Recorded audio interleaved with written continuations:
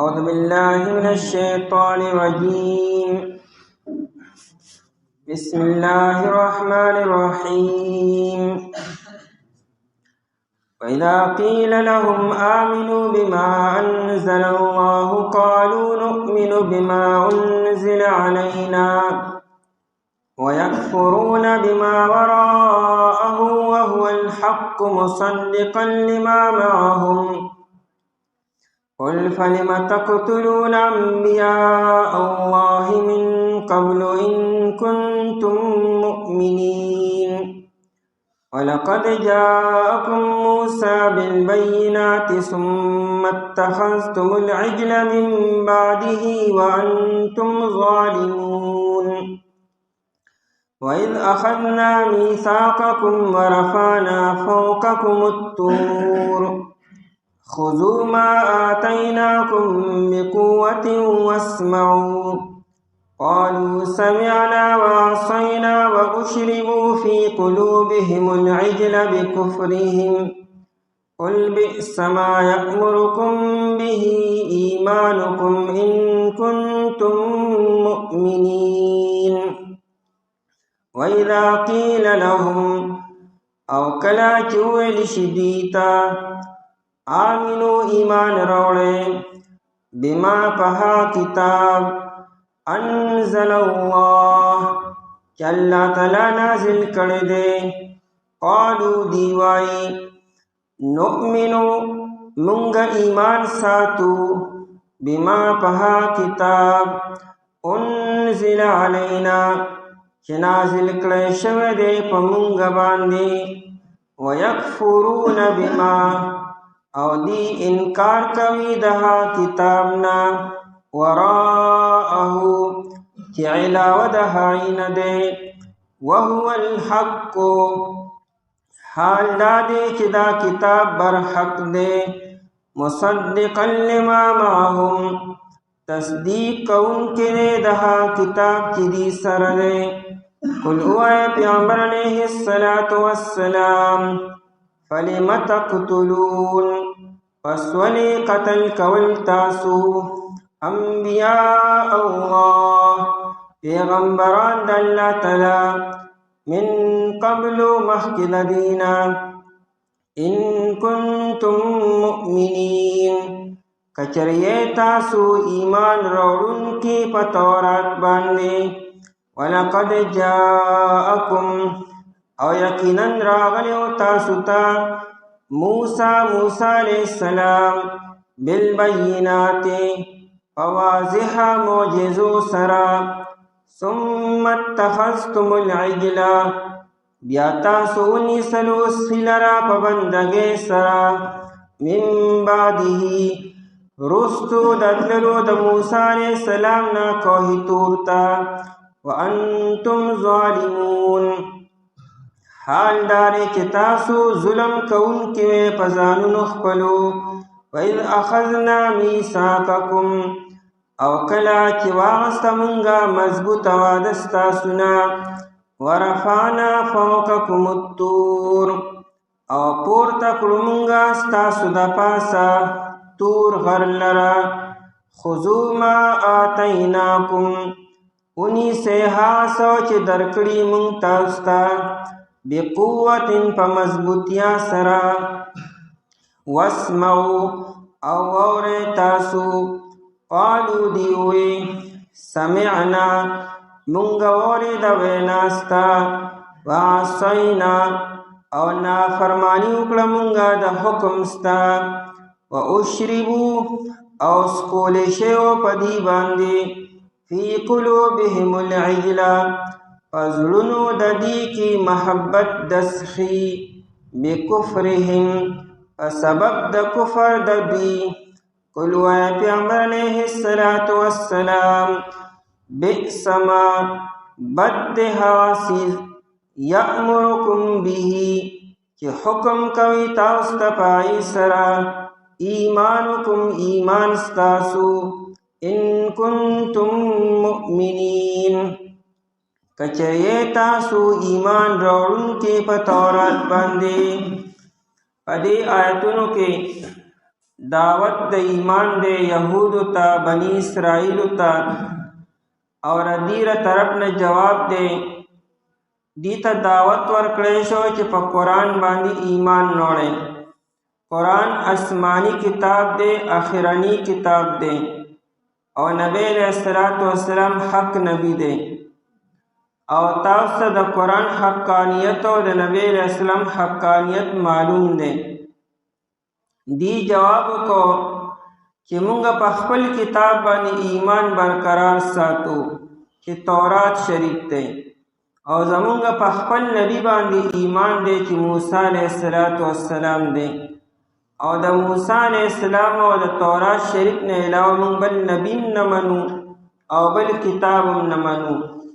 قرآن کریم الزامی جواب کې دیتا چې کچره تاسو په دې خپل دعوه کې رښتینی یې چې تاسو په تورات باندې واقعي ایمان نه، نو بیا درې کارونه تاسو ورې کړی دي.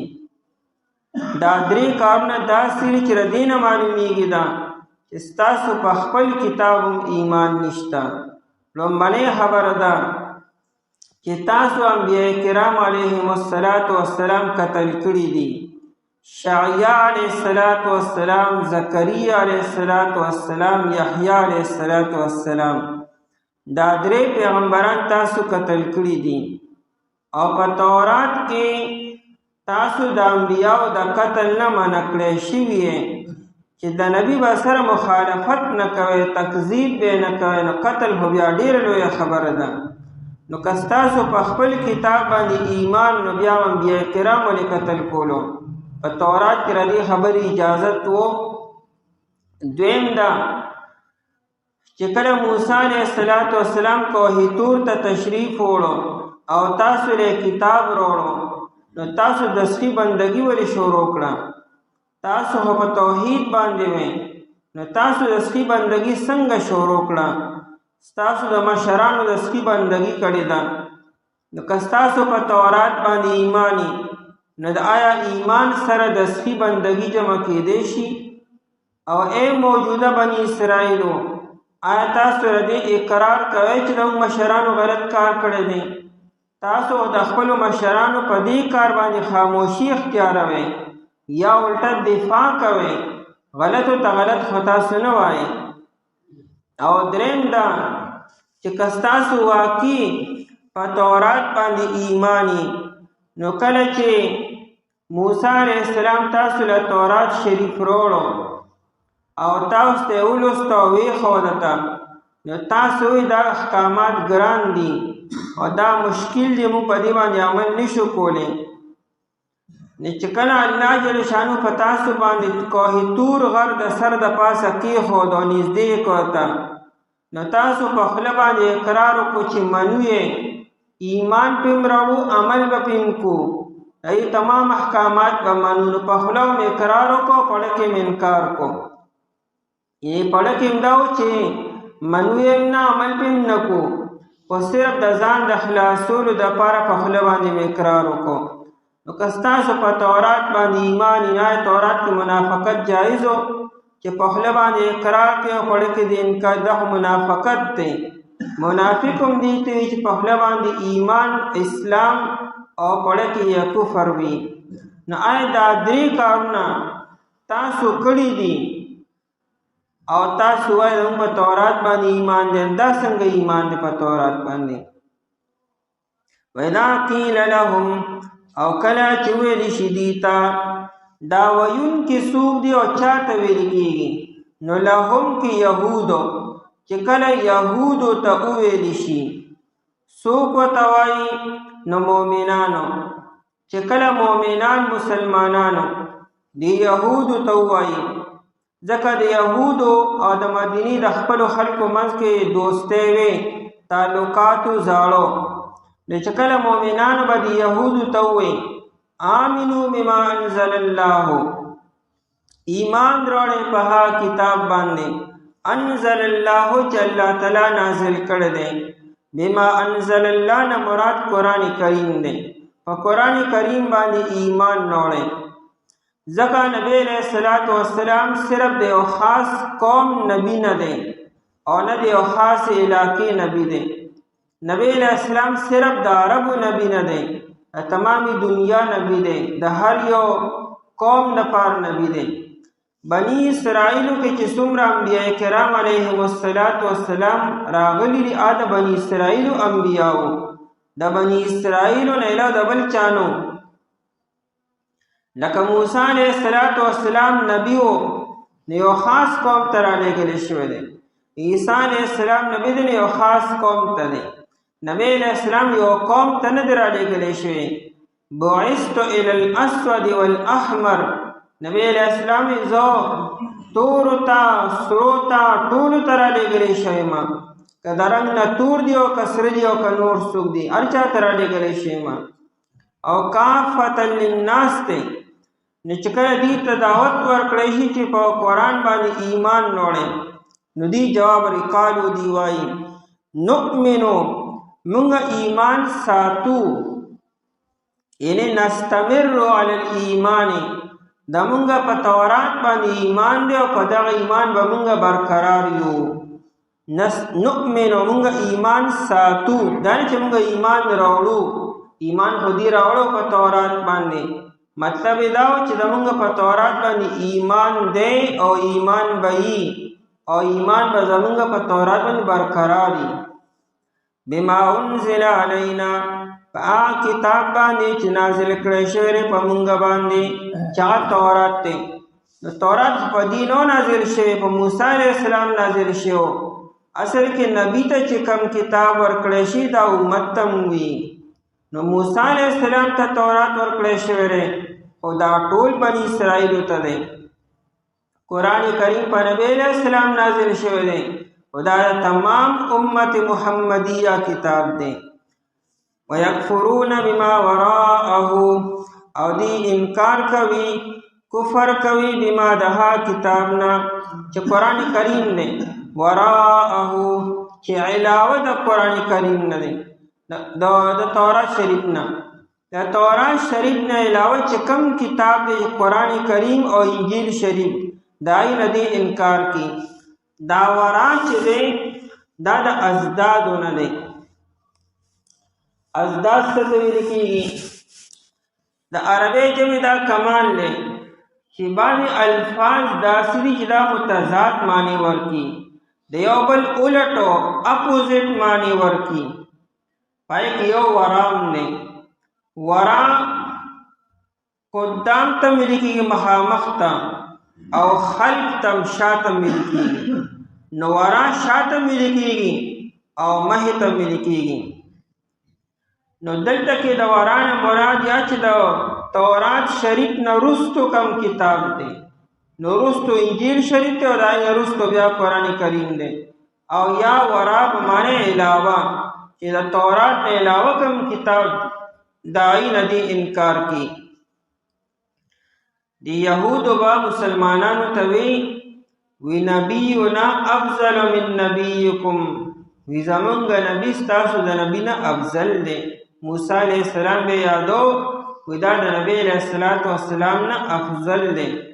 بخاری کې روایت دی، یو یهودی د مدینې منورې په بازار کې आवाज لګو، او موسی علیه السلام یا الله تعالی مرتبه ورکړې ده او چتوالی ورکړې ده په تمام انسانانو باندې، دا आवाज یې لګو.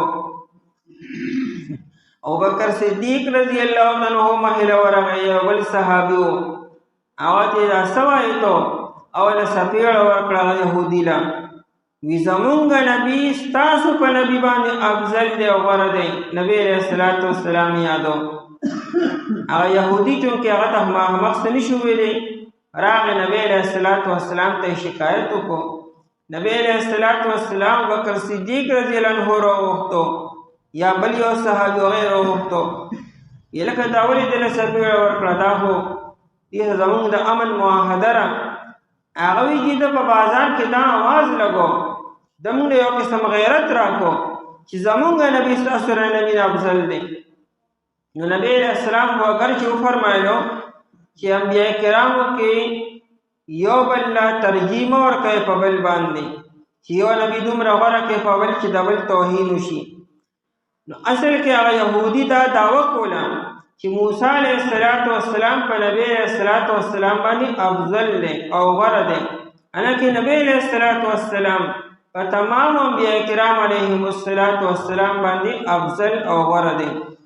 نبی علیہ السلام فرمائے لو کان موسی حیا لما وسعه الا اتباعی، که موسی علیہ السلام دی وخت کې ژوند دی هغه هم زما تابعداري کوله، یعنی په خپل تورات باندې په خپل شریعت باندې به عمل نکو.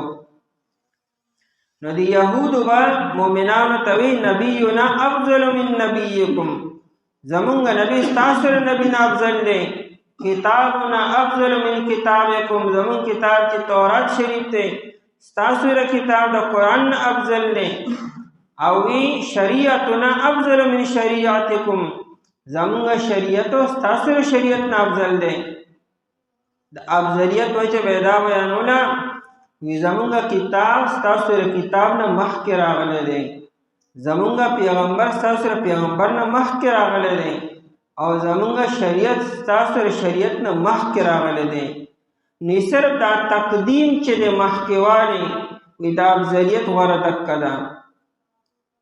او دلته هم چې دې ته دعوت ورکړی شو نو دی مونږ صرف په خپل کتاب باندې ایمان دی، ستاسو په کتاب باندې ایمان نه راوړو. وهو الحق، حال دا لو حالیره او دا هو ضمیر قرآن ته راجع دی. حال دا چې دا قرآن الحق برحق کتاب دی. حق څه ته ویل کېږي؟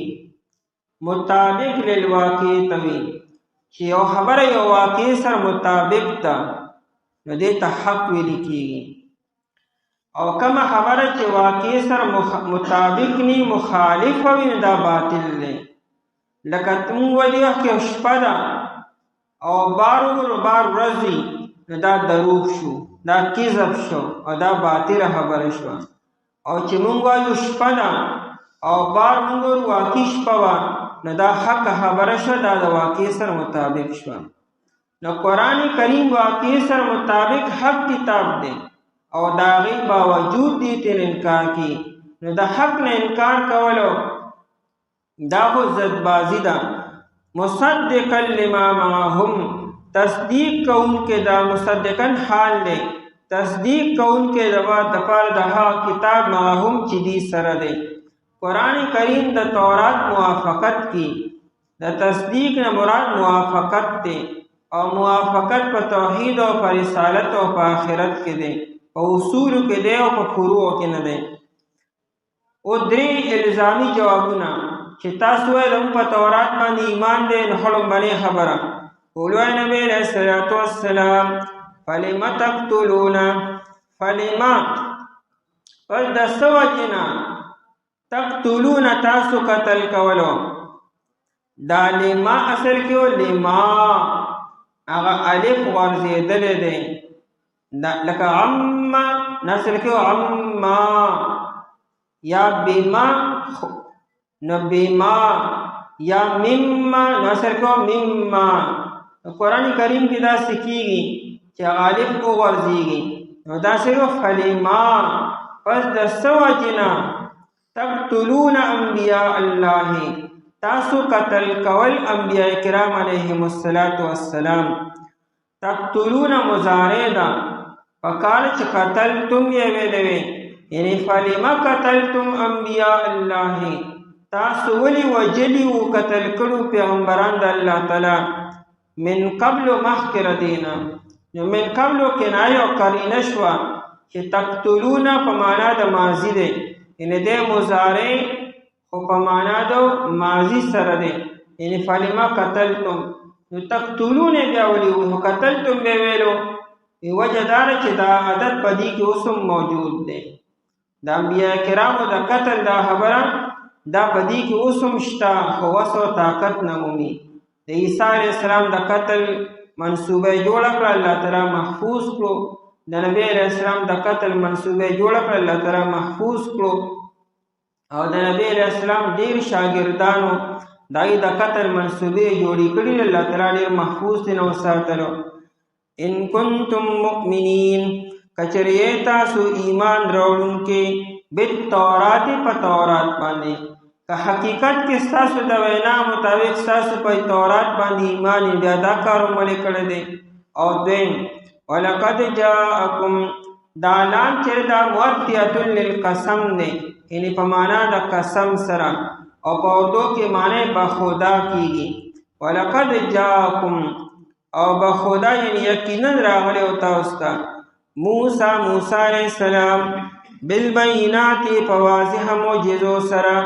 بینات مراد موسی علیہ السلام هغه 9 معجزې دي چې دا ذکر سوره اعراف کې را روان دي.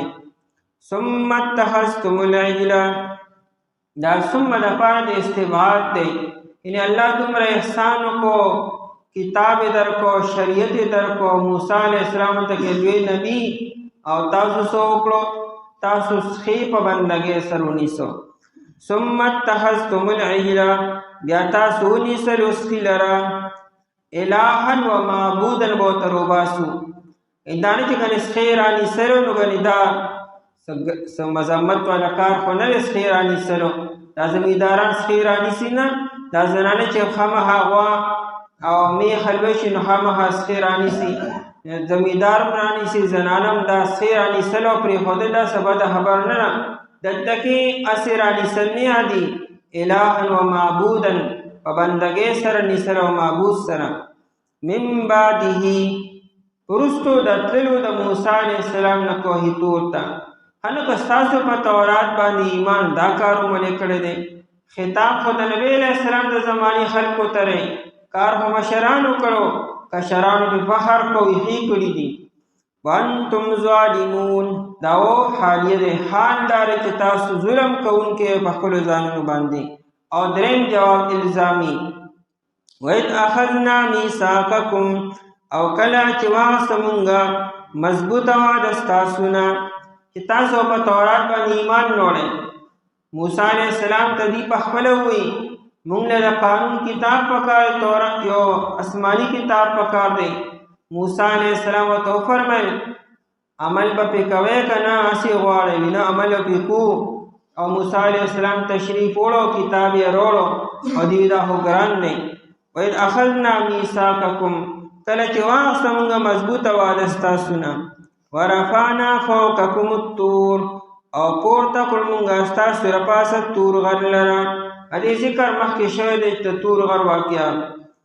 خذوا ما آتیناکم، یعنی قائلین لکم، غرم ستاسو رپاسه کو او تاسو ته مووي څنګه معنی او که نه معنی. خذوا ما آتیناکم، ونیسئ هغه چې درکړي مونږ تاسو ته، یعنی تورات او د هغې احکاماتو. بقوت، په مضبوطیا سره. د مضبوطیا نه مراد دا نه چې کلاس کې کلک ونیسئ، مراد د مضبوطیا نه عمل کول دي. کوشش به کوئ، په دې باندې به عمل کوئ، دا به یادوئ او دا به محفوظ کوئ، بل ته به رسوئ. واسمعوا، او واورئ تاسو. نه اورېدل خو دې خبره خو اورېده په غوږونو باندې، په کاڼه خو نو. د واسمعو نه مراد اورېدل د قبلولو دي، د قبلولو په اراده باندې واورئ. سمع الله لمن حمده، واورید الله تعالی، نو په معنا د څه دی؟ سمع الله، الله قبول کړو چې چا د الله تعالی حمد وکړو، مدح یې وکړه او تعریف یې وکړو، الله تعالی دغه سړي هغه حمد قبلي. سمع په معنا د قبلولو سره دی. دلته کې واسمعو په معنا د اورېدل، یعنی قبول کې تاسو دا او عمل پې وکړئ. واسمعو سماع قبول په تورات کې چې څه دي؟ قالو دی ووایي سمعنا، مونږ واورېدو، قولک وینا ستا، یې ستاسو خبره مونږ واورېده، یعنی اورېدو ته تیار یو. وعصینا، او مونږ نافرماني وکړه امرک د حکم ستا. خدای پړه کې و، په خولې نه دي ویلي. پړه کې دا خبره چې منو یې نه، خو به خپله، خو صرف دې وخت کې ځان خلاصو. واشربوا، او سکولی شوی په دې باندې فی قلوبهم، په زړونو د دې کې العجل، سخی د دې په زړونو کې سکولی شوی. څنګه به یې څکې؟ آیا ولی یخنی تی وباسلې وسو د سخینه چې غنه دا یخنی په دې باندې سکولې و نه د تقدیر و ترو باسو العجل یعنی حب العجل او حب العجل د دې په دې زړونو کې د سخی محبت کولې شوی دی گویا کې د سخی دا محبت یو شربت او په دې باندې ښه برابر سکولې شوی دی او دومره سکولې شوی دی چې د دې په دې رګ رګ کې هغه داخل شوی دی دا یو محاوره ده او کنایه ده لکه څنګه چې انسان په ګرمۍ کې یخې اوبه وڅښي او دا یخې اوبه د انسان په ټول بدن کې داخلي شي او ټول بدن یې یخ شي او سیراب شي نو دغه رنګ گویا کې د سخي دا محبت چې دی دا د دې په دې رګ رګ کې او په وینه وینه کې او په هر ځای کې داخل شوی دی دا محبت به وایو محبت بنوي محبت د میم زبر به محبت حالانکه محبت غلط دی د میم پیش محبت او مودت د میم زبر وایو فی قلوبهم العجل فزلونو د دې کې محبت د سخی بکفرهم په سبب د کفر د دوی اکه خلکو چې د سخی بندګي کړي و خاصم کړي و ډېر خلکو په خاموشي اختیار کړي و او د ډېرو خلکو په زړه کې مینه پرته و نو دا محبت کوی کې په دې کې په خمیر کې هغه غلې شوی دی په زړونو کې پروت دی قلوی نبی علیہ الصلوۃ والسلام بئس ما بد دې سیزو دا ما په معنا د شیئن سره دی یأمرکم به ایمانکم چې حکم کوي تاسو ته پای سره ایمان ستاسو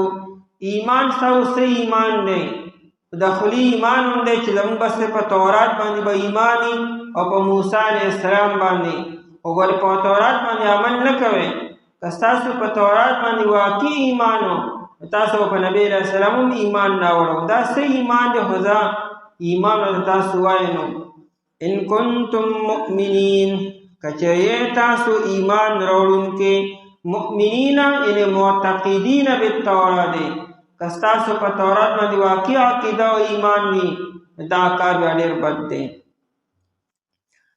کله چې ویل شي دې ته ایمان نوړې په هغه کتاب چې الله تعالی نازل کړی دی وای دی موږ ایمان ساتو په هغه کتاب چې نازل کړی شوی دی په موږ باندې او دی انکار کوي دا کتاب نه چې علاوه د هغې نه دی حال دا چې دا کتاب برحق دی تصدیق کوونکي د هغه څه چې دې سره دي وایي نبی علیه الصلوۃ والسلام پس ولې تاسو قتل کول پیغمبران د الله تعالی مخکې دي نه کچرې تاسو ایمان راوړونکي او یقین راغلی تاسو موسی علیه السلام په واضحه معجزو سره بیا تاسو ونیسئ رسولانه په بندګۍ سره وروستو د تلو د موسی علیه السلام نه کوهي تور ته حال دا ته ظلم کوونکي وي کله چې زموږ مضبوطه وه د ستاسو نه او پورته کړو موږ ستاسو لپاره تورغن لره ونیسئ تاسو هغه کتاب چې درکړی موږ تاسو ته په مضبوطیا سره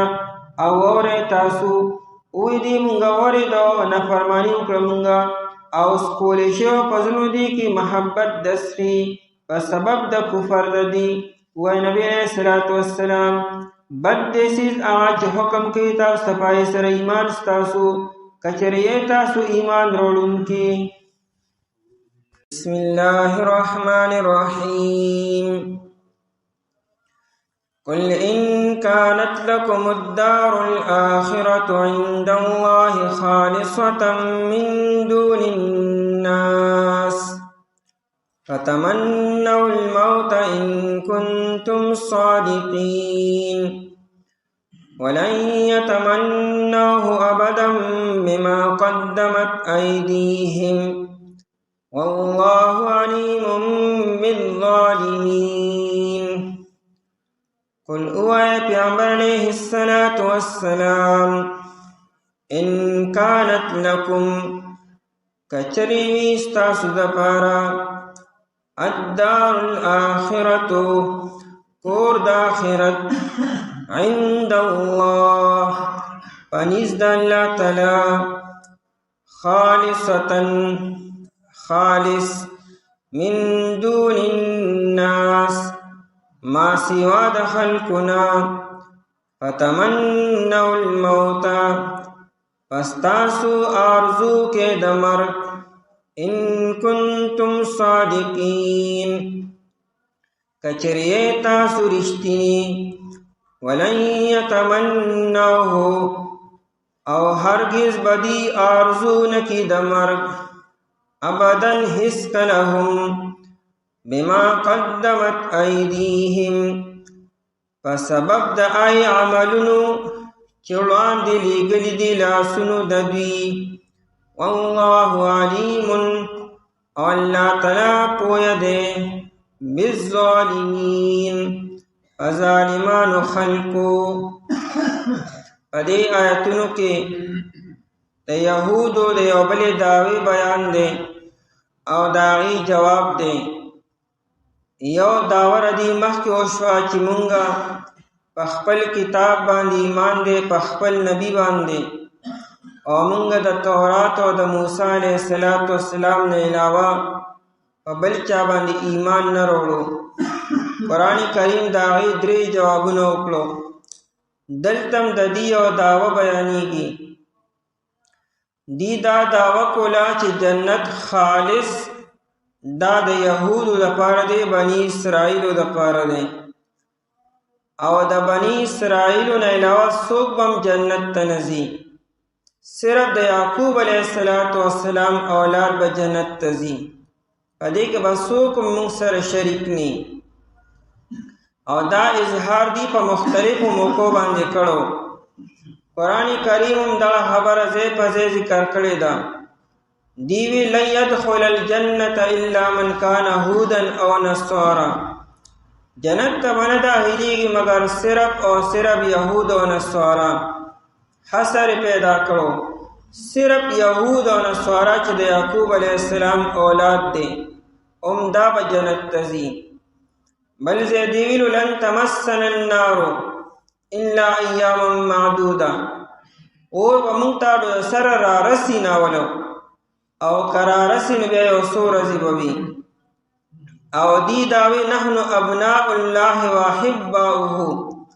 موږ د الله تعالی محبوب یو او د الله تعالی د محبوب خلق اولاد یو دا داوی دی کړی وي او روح المانی د دې دا قول مرا نقل کړی دی چې یهود وی مؤمنانو ته و ان الله تعالی لم يخلق الجنة الا لاسرائیل وبنیه یا الله تعالی جنت نه پیدا کړي مگر صرف او صرف د یعقوب علیه السلام د پاره او داغه د زامن او د اولاد د پاره لم يخلق الجنة الا لاسرائیل وبنیه نو دا ټول داوی چې راجم شوي نو مطلب دا شو چې د جنت مستحقین مونږ یو او جنت ته صرف او صرف مونږ ځو او زمونږ نه علاوه څوک اصلا یا طبعا جنت ته نه ځي یو امت یو سړی بم نه ځي اصلا بم نه ځي بالکل او طبعا بم نه ځي یعنی چې کني اعلی درجات به مونږ ته حاصل شي واړو واړو باندې ایتا وینا واړو لوی ټول به زمونږ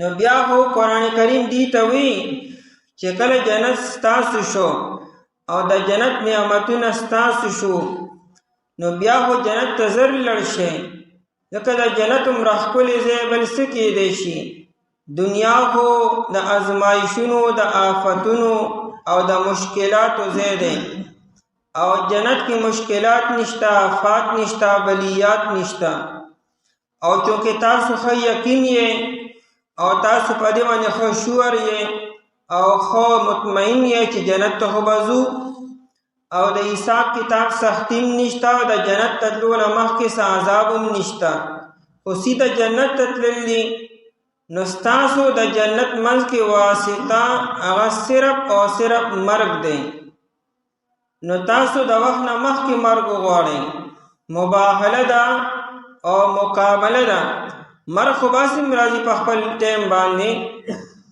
خو دې وخت به ستاسو سره دعوې پته ولګي. نو مقابله تاسو ته چیلنج دی چې تاسو دې وخت کې د نبی علیہ السلام مخې ته د مرګ آرزو کې، تمنا وکړئ او په خوله باندې ووایئ چې اللهم امیتنا، اے الله موږ له مرګ راولې، موږ مړه کړې. نو چې تاسو څنګه ووایئ نو الله پاک به ستاسو په وینا به تاسو له د وخت نه مخکې مرګ راولي، نو سیده به جنت ته لاړ شئ. دا مقابله دي ته مناظره مقابله طور دي ته ویلی شو. او قرآن کریم وی چې دی به چرې هم د مرګ تمنا ونه کړي او چرې به هم دی په خوله باندې مرګ رانه وړي. دی د مرګ نه یریږي، دی ته خپل اعمال او خپل کرتوتونه مخامخ دي چې موږ څه کو او څه هم کړي دي. نو دا حدیث صرف په خوله وی چې ګنې جنت ته به موږ ځو، خو د مرګ آرزو تمنا او دعا چرې هم نشي کولی، ځکه خپل ګناهونه ورته مخامخ دي. قلوا اے نبی علیہ الصلوۃ والسلام ان کانت لکم، وای نو چاته للیهود یهود تو وایا، دغه خطاب د یهود سره شروع دی، سیاق او سباق یهود سره بحث مباحثه روانه ده. وای نبی علیہ السلام للیهود یهود تو وایا ان کانت لکم، کچری وستا سود پارا، لکم یعنی صرف او صرف سو د فائدې لپاره، الدار الاخرتو کور د آخرتو، دنیا نرستو چې کومه زندگی ده هغه دار آخرت ته، چې مراد نه جنت ته یا د جنت نعمتونه. د الدار الاخرتونه مراد الجنتو او نعیم الدار الاخرته، یا جنتو یا د جنت نعمتونه. کچره دا وی عند الله فنیز د الله تعالی، فنیز د الله تعالی یعنی فی علم الله د الله په علم کې، یا فی حکم الله د الله په حکم کې، او خالصتا خالص. کچره د جنت د نعمتونه خالص مخلص تاسو لپاره وي، خالص پاروي کې الذی لا یشوبه شیء، هغه سیز ته وی چې پای کې اس قسمه ملاوت ني، خالص وي هغه سیز او د بل څه ملاوت پکې نه تا خالصتن وي. نو مراد تینا خاصتن بكم، چې دا جنت او دا نعمتونه خاص وي په تاسو پورې، خالصتن وي. دې ځکه وي چې دی دا دعوه کوله چې جنت ته به اصلا مونږ ځو او زمونږ نه علاوه څوک مونږ سره ني، اعلی درجات به هم زمونږ وي، واړه درجات به هم زمونږ وي. یعنی جنت خالص مخلص زمونږ دپاره دی او بل څوک پکې مونږ سره تبعا نشته. نو خاصتن کچره خاص تاسو لپاره وي او بل څوک پکې نه. مونږ مؤمنان هم د جنت امیدوار یو، خو مونږ دا دعوه نه کوو چې ګنې جنت ته به ګنې صرف او صرف مونږ ځو او ګنې د نبی علیہ الصلوۃ والسلام امت بزي، دا دعوه مونږ نه کوو. دویمه دعوه یهودو دا کوله چې که مونږ هر څه وکړو د هغې باوجود به مونږ جنت ته ځو. که دنیا کې مونږ د الله په کتاب کې تحریف کو، که گناهونه کو، که د نبی علیہ السلام نه انکار کو او که د قرآن نه انکار کو، بیا به هم جنت ته ځو. نو دې زموږ دپاره عذاب د سره نشته دی، سیده جنت ته به ځو. مونږ مؤمنان دا دعوه نه کو، مونږ د خپلو ګناهونو نه یریږو مو، یره م را سره ده او دې سره دا یره نه وه. نو زمونږ د مؤمنانو د آرزو تمنا او د دې کې فرق دی. د جنت دعوه مونږ داسې نه کو چې ګنې صرف خالص او مخلص او پکې مونږ یو، د الله د ذات نه امید ساتو، دعاګانې کو. او خالصتن یعنی خاصتن بكم، چې خاص تاسو دپاره وي، من دون الناس ما سوا د نورو خلقونه. دا من دون الناس دی چې د بني اسرائیلو نه علاوه او دلته کې مونږ یادولو، یعنی نبی علیہ الصلوۃ والسلام یادو او صحابه کرام رضی الله تعالی عنهم یادول. نو که تاسو دا دعوه کوئ او په دې کې رښتینی یې، نو بیا فتمنوا الموت، پس تاسو آرزو کې تمناو کې د مرګ. دا مباهله ده او مقابله ده، دعوت دی دیتا چې بس ټیک ته داو بس تاسو پوره شي، ځکه د جنت او ستاسو منځ کې حایل هغه مرګ دی. نو د مرګ آرزو کې لکه مرګ یو پل دی، حبیب او محبوب خپلو کې ملاوهي. د حبیب او د محبوب منځ کې پل هغه مرګ دی. نو مرګ باندې بس وروړی چې جنت ته ور داخل شي. الموت جسر یوصل الحبیب الى الحبیب، مرګ یو پل دی، یو برج دی، کنتوره ده، او دا یو محبوب المحبوب سره ملاوهي. دا حدیث نه، دا مقوله ده، بزرگ ده. بعد خلق وی دیتا حدیث وی، لیکن دا حدیث بالکل نه دی. الموت جسر یوصل الحبیب الى الحبیب، دا دی یو بزرگ مقوله ده، خو ښکلې مقوله ده، خو دا الفاظ دا حدیث نه بالکل نه ثابتو. بهرحال ستاسو د جنت منځ کې مرګ پل دی، نو په پل باندې ورغوړئ او تاسو خو شوق هم لرئ د جنتو، د مرګ شوق هم لرئ. واقرب ما یکون الشوق یوما اذا دنت الخیام الى الخیام، د عین خپل ورځ به له کومه کیدی شي چې انسان هغه خپل محبوب سره ملاویږي او نږدې شي ورته. یو انسان چې د څو کاله مسافري وکړي او بیا کلي ته کور ته را رواني، نو د هغه هره ګنټه خوشحالي سیوا کېږي، چې را نږدې کېږي نو خوشحالېږي او نور هم شوق یې سیوا کېږي. نو تاسو هم بیا د جنت شوق پیدا کړئ او مرګ ته خوشحاله شئ او د مرګ آرزو کې او تمنا وکړئ او دعاګانې وکړئ چې زر جنت ته ور داخل شئ. فتمنوا الموت، پس تاسو آرزو کې تمنا وکړئ د مرګ. ان کنتم صادقین، کچریه تاسو رښتینی، صادقین فی قولکم، که تاسو رښتینی په خپله وعده کې چې ګنې دا جنت به صرف او صرف موږ ته ملاویږي. او د آرزو تمنا نه مراد دا نه چې صرف پړه کې خیال راولئ، د آرزو تمنا نه مراد پړه کې شوق پیدا کړئ جنت سره او د مرګ، او په خوله باندې اظهار وکړئ، په خوله یې مو ووایئ او پړه کې ورته شوق پیدا کړئ. دا آیت چې کله نازل شو، نبی علیہ الصلوۃ والسلام یهود راغونډ کړو. روح المانی لیکي چې نبی علیہ السلام یهودو ته ووایي چې راشه د مرګ آرزو کې تمنا وکړئ او دا ووایئ چې اللهم امیتنا، اے الله مونږ مړه کړې، مونږ له مرګ راولې. خو دی اللهم امیتنا ونه وی، په خوله یې مو نه وی، پړه کې دا خبره نه وه. ځکه دې ته د نبی علیہ الصلوۃ والسلام صداقت معلومو چې نبی علیہ السلام یو رښتینی انسان دی، او که مونږ په خوله باندې اللهم امیتنا ووایو نو هسې نه مړه نه شو په ریښه باندې. او بخاري شریف کې روایت دی، که چېرې یهودو تمنا کړې وي په دې وخت کې، لو ان اليهود تمنوا الموت، وی که یهودو په دا وخت کې تمنا د مرګ کړې وي او دا اللهم امیتنا ویلې وي، نو لماتو ټول به مړه شوي وو.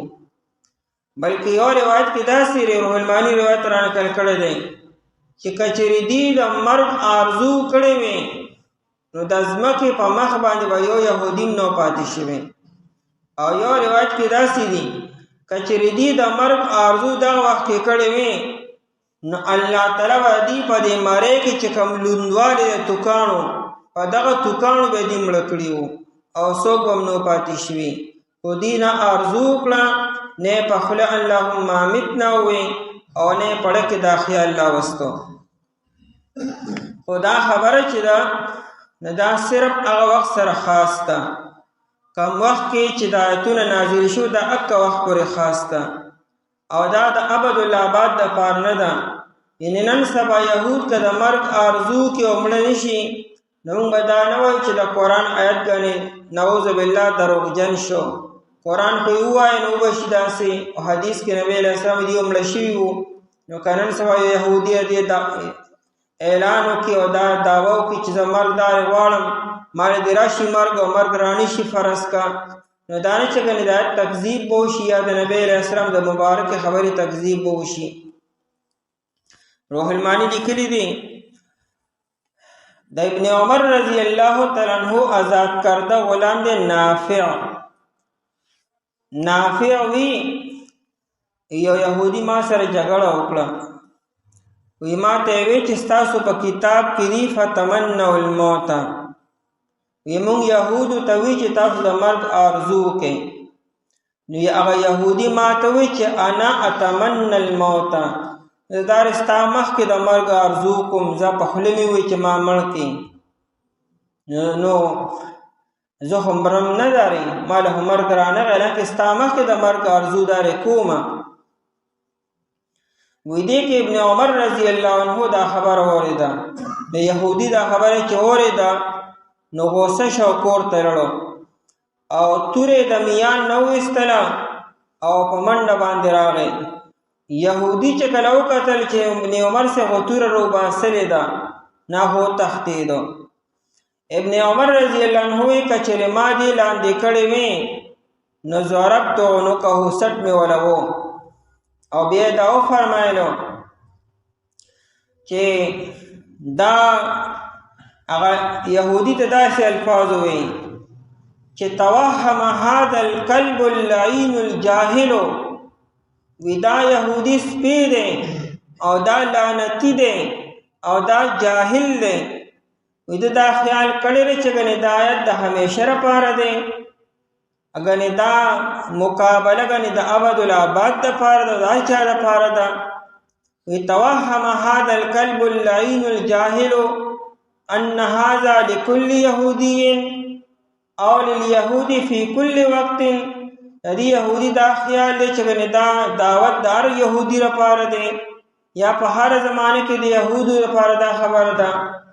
بیا ابن عمر سے فرمایلو چې دا خبره خو خاص زمانی پورې وه چې کله نبی علیہ السلام یهودو ته دعوت ورکو او یهودو د نبی علیہ السلام په خبره باندې پوه شو او په دې خبرم پوه شو چې نبی علیہ السلام حق نبی دی او هغه اخیرانی نبی دی چې دا بشارتونه زموږ په کتابونو کې دي او څه ابهام پاتې نشو او دی بیا په نبی علیہ السلام باندې ایمان رو نړو او د نبی علیہ السلام تکذیب وکړو.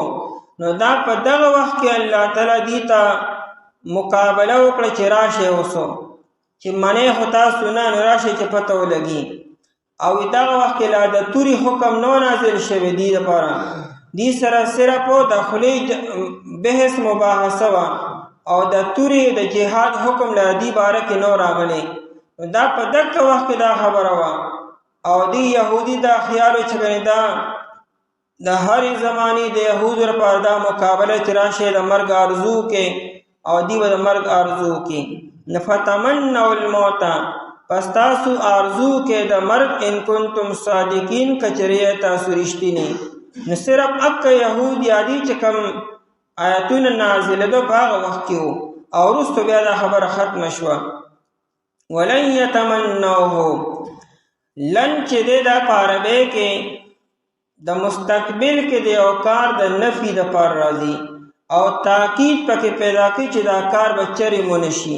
نو ولن یتمنوه، او هرگز بدی آرزو نکی د مرګو او ابدن چریومو، ابدن د تاکید د پاره دی چې دا بدی هیڅ کله مونکی نه په خلق باندې او نه پړ کې راوړي. ولی بما قدمت ایدیهم، دا با د پاره سببیت ته په سبب دای بدو عملونو چې وړاندې لګري دي لاسونو د دی ایدیهم یوي یا ذکر د ایدی د مراتن انفس تی د دې د نفسونو چې کوم بد اعمال کړی دي هغه مخکې تللی دي او جمع شوي دي الله تعالی سره او دا حساب کتاب بدی سره کیږي هغه دې مه تری دي ته په دره چې څنګه مرګ راشي حساب کتاب به شروع شي او دا یې ندی یریږي نو ځکه د مرګ آرزو نکي. او یا ایدی مراتن قدرت ته د دې په قدرت چې کم کارونه شوي دي په خپل اختیار باندې او تحکاری او د وجه نه دي آرزو نکي. کچره دا اعتراض یهود په مونږ باندې وکي چې اے مؤمنان مسلمانانو تاسو هم د جنت نه کومه خبره نه کوئ، نو تاسو آیا د مرګ آرزو کولی شئ؟ تاسو که د مرګ آرزو کنه یا که فرض که هغه وخت کې یهودو دا اعتراض په صحابه کرام رضی الله تعالی عنهم باندې کړی وی چې مونږ ته وایي د مرګ آرزو کنه تاسو کې کنه تاسو هم د مرګ آرزو هونه کوئ. جواب دا دی چې د نبی علیہ السلام په زمانه کې صحابو د مرګ آرزو نه رکړي. قرآن کریم داغي گواهی کې من المؤمنین رجال صدقوا ما عاهدوا الله علیه فمنهم من قضى نحبه ومنهم من ينتظر وما بدلوا تبدیلا. قرآن کریم د صحابه کرامو د شوق گواهی ورکي چې صحابه کرام رضی الله عنهم کې صدا سے خلق دي چې هغه الله تعالی سره کوم وعده کړی هغه پورا کړی. د الله لپاره خپل ځان ورکو د بدر په میدان کې او د احد په میدان کې او صلا په انتظار باندې دي. فمنهم من قضى نحبه صدا سے خلق دی چې خپل منښتې نظرونه پوره کړو یعنی د الله لپاره خپل سرونه ورکړو او صلا په انتظار باندې دي. او دا د حدیبیې په موقع باندې چې 1450 صحابه کرام رضی الله تعالی عنهم دا غونې د لاندې د نبی علیہ السلام په لاس باندې بیعت کړو. دا بیعت هم په مرګ باندې و چې مونږ به دغه شان نه ځو، مونږ به نبی علیہ السلام سره مکې مکرمې والا سره به جنګېږو، یا به مړه شو یا به واپس کړ شو. دا بیعت هم علی الموت. نو 1450 کسانو هغه صحابه کرام رضی الله عنهم هغه بیعت کړی دی. صحابه کرام رضی الله تعالی عنهم دای گواهی او قرآن هغه دی ورکی چې هغه د دې آرزو کړی ده.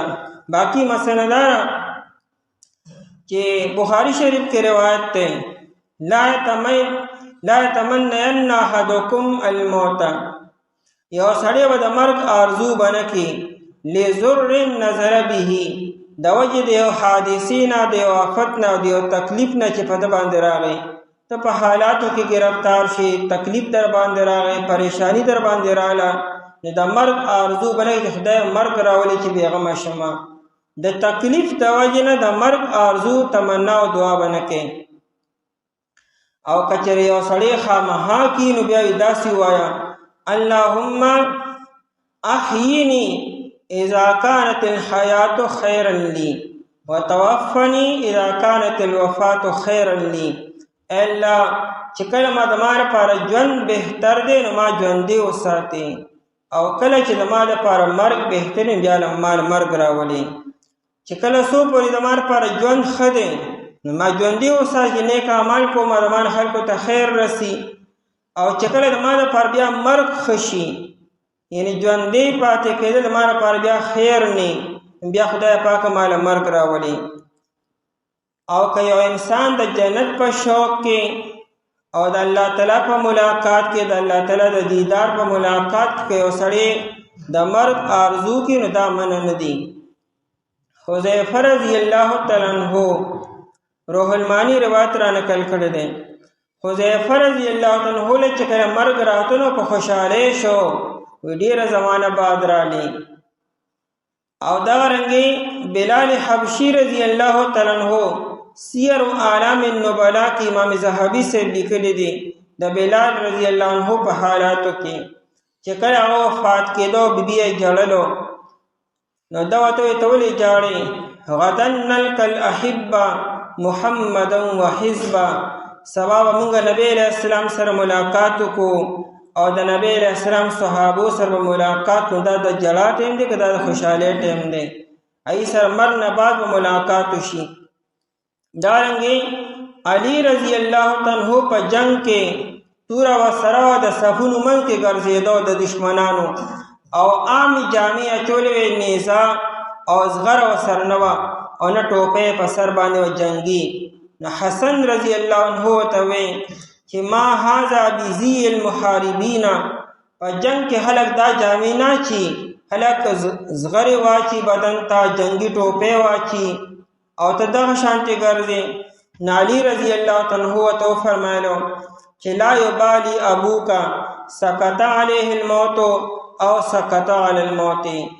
پلار د دې خبرو پروا نه ساتي، کدی په مرګ ورای ک مرګ په د باندې راغی یعنی د مرګ نه یریږم کزه په مرګ ورالم ک مرګ ما باندې راغی اس پروام نه ساتم صحابه کرام رضی الله عنهم هغه د مرګ نه یریدل او نه دی خبرو پروا ساتل باقی مثلا دکدا چې د مرګ ارزو به د تکلیف توجینا او د آفت توجینا بنکو ها که انسان پدی باندې پوئږي چې کچره ژوندې پاتېږي نو ایمان ته خطر ده یعنی زما ایمان او اعمال او عقیدې ته خطر ده بیا که انسان ارزو کې نو بیا خیر دی امام بخاری رحمت الله علیه 15 پیری د کلی نو استل شو 15 پیری هغه جلاوطن کړی شوی دی یو علاقې ته بچلانو خلق به مخالف شو لګو مرته ول الله تعالی ډېر علم ډېر لوی مقام ورکړ ډېر لوی شهرت ورکړو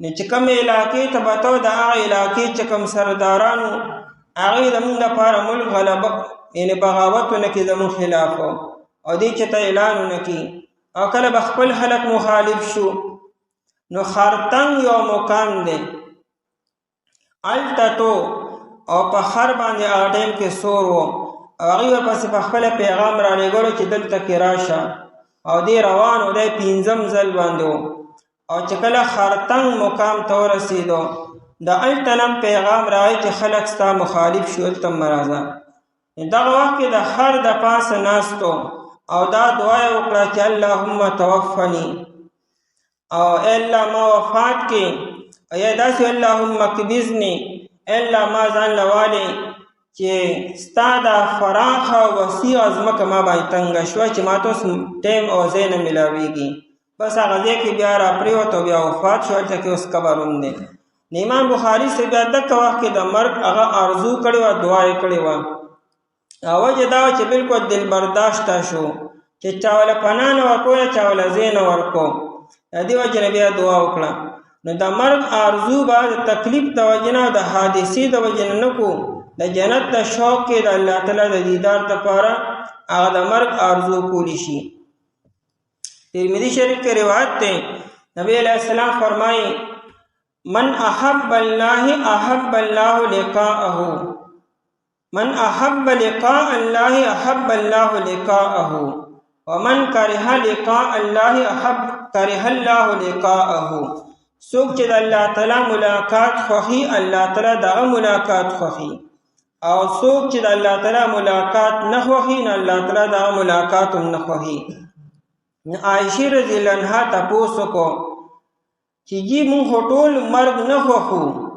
هر سړی د مرګ نه یریږي نو د مرګ نه مونږ ټول یریږو خو الله تعالی هم خوښ دی نو څنګه به کېږي بیا نو نبی علیہ السلام ته ای عائشې دا نه دی مرادو مرګ نه هر سړی طبعا یریږي ځکه دله مرګ لیدلی نه دی خو چې کله مرګ رانږدې شي او دی د ملک الموت په خپلو سترګو باندې وویني بیا د مرګ ته شوق پیدا شي دا چې کله ملک الموت لا تا په خپلو سترګو نه لیدل هر سړی ته یریږي خو چې ملک الموت ته ولیدو او دا خوشحالي او دا انعامات ته ښکاري بیا هر انسان چې خدای زر مې والي چې زر هغه ځای ته ورسمه الله علیم بالظالمین الله تعالی عالم دی پوه دی خبردار دی بالظالمین په ظالمانو باندې نو چې پوهیږي او خبردار دی او عالم دی نو سزا به ولم ورکړي وای نبی علیہ الصلوۃ والسلام کچری ستاسو لپاره کور د آخرت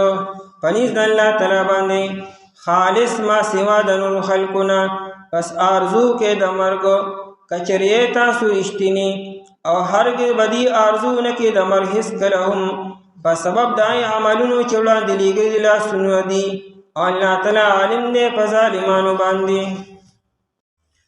بسم الله الرحمن الرحیم ولتجدنهم أحرص الناس على حياة ومن الذين أشركوا يود أحدهم لو يعمر 1000 سنة وما هو بمزحزحه من العذاب أن يعمر والله بصير بما يعملون قل من كان عدوا لجبريل فإنه نزله على قلبك بإذن الله مصدقا لما بين يديه وهدى وبشرى للمؤمنين ولتجدنهم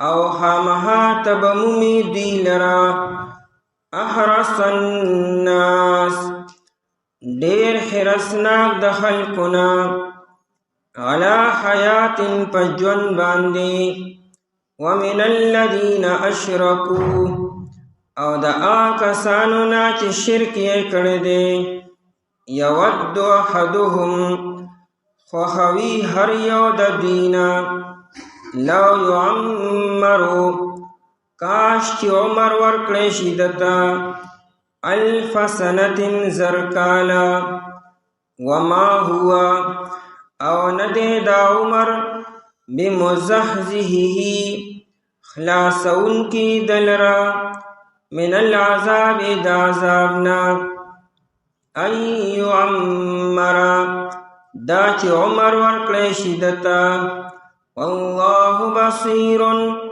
الله تعالی لیدونکی دی بما پهاسو یعملون چې دیه کوي قلوا یا پیغمبر علیه الصلاة والسلام من کان عدوا سوک چوی دشمن لجبريل جبريل عليه الصلاة والسلام فإنه نزله پس بشکا دی جبريل عليه السلام نازل کړه دی قرآن لرا على قلبك فزرستا باندی بإذن الله فحكم الله تعالى سرا مصدقا لما تصدیق کون کے دہا کتاب بین یدیه چوڑان دی ددینو وہدن او ہدایت کون کے دے وبشرا او زیر ور کون کے دے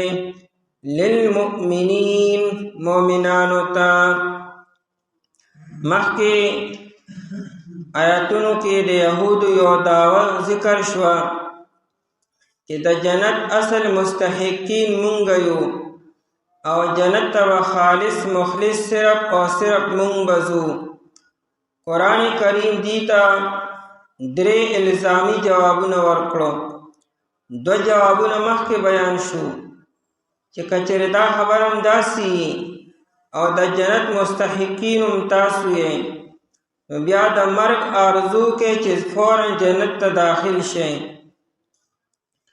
خو دیوی چرم دا آرزو تمنا نشی کولے دلتا وی چی دیو دا مرگ آرزو تمنا بسو کی ندی خو دا دنیا جن سر دمر دیر امین دا چی دی دا آرزو لری تمنا لری چی مونتا دا عام خلق نزیاد عمر ملوشی که دا عام خلق عمر شپیتا کالا او یا کالا دے نو دیوی چی زمونگ عمر دیس زرگونو کالا شی 1000 سال او یا دائن زیاد عمر دی زمونگ شی بلکہ دی خود مشرکان نم زیاد دا دنیا جن سر من ساتی مشرکان چی آخرت اڑو دا سر منینا او دا مر نفس دوبارہ جندن اڑو منینا و نئی حساب کتاب منی داغین دنیا سر او جن سر دم رمین ندا چی سم رمین ردی دنیا سر دا حالانکہ اہل کتاب آخرت منی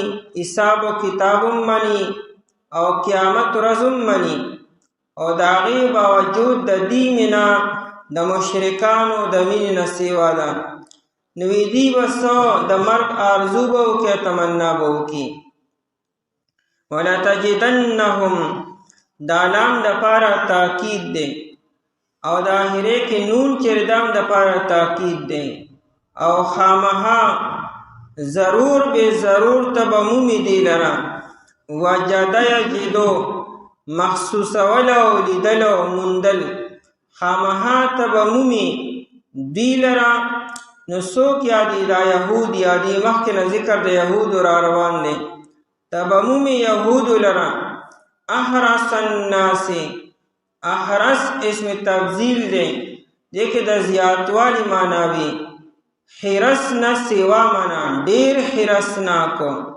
دا نه چې صرف حرس ساتي، په حرس کې ډیروالی. احرس الناس ډیر حرسناک د خلکو نه، د عام خلکو نه زیات حرس د دې دی د دنیا ژوند او د دنیا د ډیروالی. علی حیات په ژوند باندې، د ژوند مینه هر څوک کی، که انسان دی او که حیوان دی، دنیا سره او ژوند سره سره مینه شته، خو د دې مینه د حد نه سیوا ده او د هغې لپاره دې هر څه اختیاري. نو د دې مینه د عامو انسانانو نه د حد نه سیوا ده. او بل طرف ته دعوه کی وی جنت زمونږ دی او د جنت مستحقین مونږ یو. نو عام خلک خو پرېږده، ستاسو چې کومه دعوه ده نو تاسو فوراً جنت ته ولې نه ځئ چې منځ کې مرګ حایل دی او مرګ وغواړئ چې فوراً جنت ته لاړ شئ. ومن الذین اشرکو او د هغه کسانو نه چې هغوی شرک کړی دی. ومن الذین اشرکو دا د الناس یا مخکې ذکر کو د خلکو نه زیاتو، په خلکو کې مشرکان هم دي، خو دا مشرکان خاص طور ذکر کی چې مشرکان د مرګ نه پس دوباره ژوندونو، حساب کتاب او قیامت ورځ او عذاب او دا هیڅ هم نه مني. مشرکان مرګ مني چې مرګ راشي انسان ختم شي معدوم شي او بیا دوباره ژوندون نشته. او دا اهل کتاب دی د مرګ نه پس دوباره ژوندون مني، قیامت هم مني، حساب کتاب هم مني. نو که مشرکان چې هغوی د سره د آخرت مني نه، که هغوی دنیا سره مینه وکړي او حرس وکړي نو بیا هم صحابه کې دنیا د جنت دی. الدنیا سجن المؤمن و جنت الکافر، دنیا خو د مؤمن دپاره قیدخانه او جیلخانه د پابندۍ ځای دی، د کافر دپاره د ازادۍ ځای دی. نو که دغه مشرک او کافر دنیا سره مینه وکړي بیا هم لا خبره ده، نو کم از کم اهل کتاب وله خو د هغوی نه د هغوی برابر مینه هم نه راپکارو او د دې مینه د مشرکانو د مینې نه هم سیوا ده. ومن الذین اشرکو او دا کسانو نه هم زیات حرسناک دي چې کومو خلکو شرک کړی دی. نو څنګه به دې دا دعوه وکړي چې موږ له دې مرګ اوس راشي. یود احدهم ود یود منه مینه کولو دوستی کولو، یود دوست گنی خوښوي، احدهم لفظي معنی یو د دوی نه، دا نه چې صرف یو تنو، هر یو د دوی نه، هر یو یهودي دا تمنا او آرزو لري چې زما عمر د عامو خلکو د عمر نه سیوا شي. لو یعمرو دا لو تمنایه دی په معنا د لیت سره، یعنی کاش یعمرو چې عمر ورکړی شي دته. دا هر یو د دې نه دا آرزو لري، تمنا لري چې ما ته د عمر راکړی شي 1000 سنة زر کاله. نو دا نه چې صرف زر کاله د ملو شي، مراد ته نه کثرت ته ډیر عمر دی. مونږه پښتو اردو کې دا خبره استعمالو وي زر پیری مې راته ووایي، نو زر پیری ورته نه ویلي خو ډېرې پیری ورته ویلي وي. نو دلته هم صرف دا زر کاله عدد نه دی مراد، کثرت مراد دی چې زر کاله یا د زرو کالو نه هم زیات عمر دې ما ته راکړی شي، ځکه چې دې ته خپل ګناهونه مخې ته دي او دې ته پته ده چې څنګه مړه شو نو عذابونه موږ ته میلاویږي به. نو دې چې موږ دنیا کې ژوندي یو نو عذاب به راته نه کېږي. نو په دې طریقې سره موږ د عذاب نه بچ شو چې زموږ زر کاله عمر شي یا نه سیوا شي.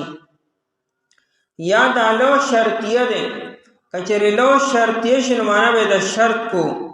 لو یعمرو شرطیه خو سره تمنیه، که چېرې عمر ورکړی شي دته 1000 سنة زر کاله، نو دې دا آرزو تمنا ده.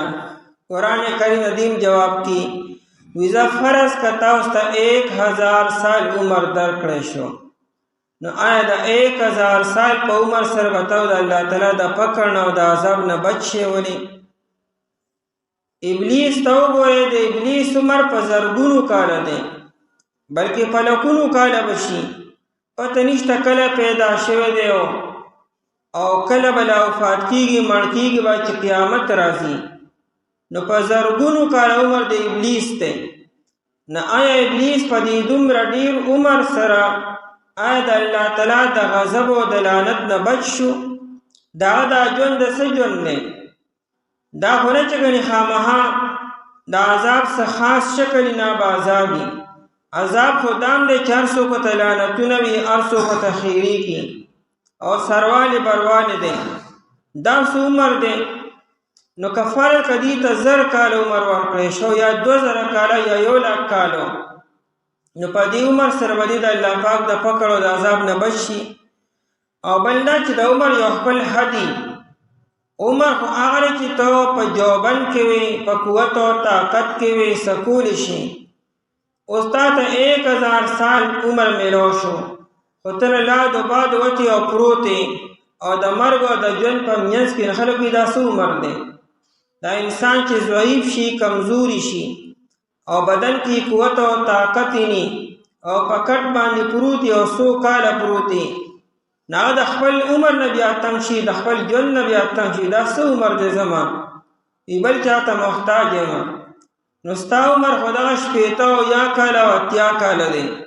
که فرق تانه دا یا 80 کالو نه عمر سوا 1000 سال درکړی شي او دا باقی 940 سال ته په کټ باندې پروت دا عمر سو عمر دی سو دا خدای له لوی عذاب دی چې پاره خبره کې بل ته محتاج دی.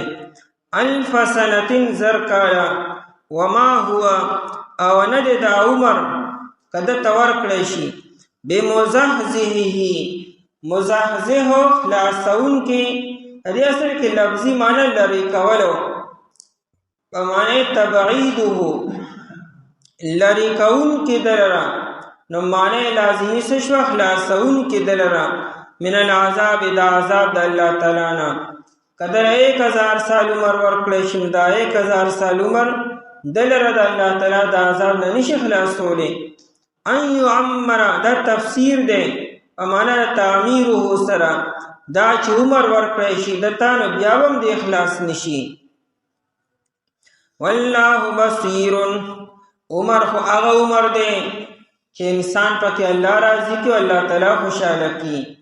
حدیث کې راځي چې خپل عمر چې دی هغه دی من طال عمره وحسن عمله، هغه سړی خوش قسمت دی چې عمر یې ډیر دی او عمل یې هسته شو.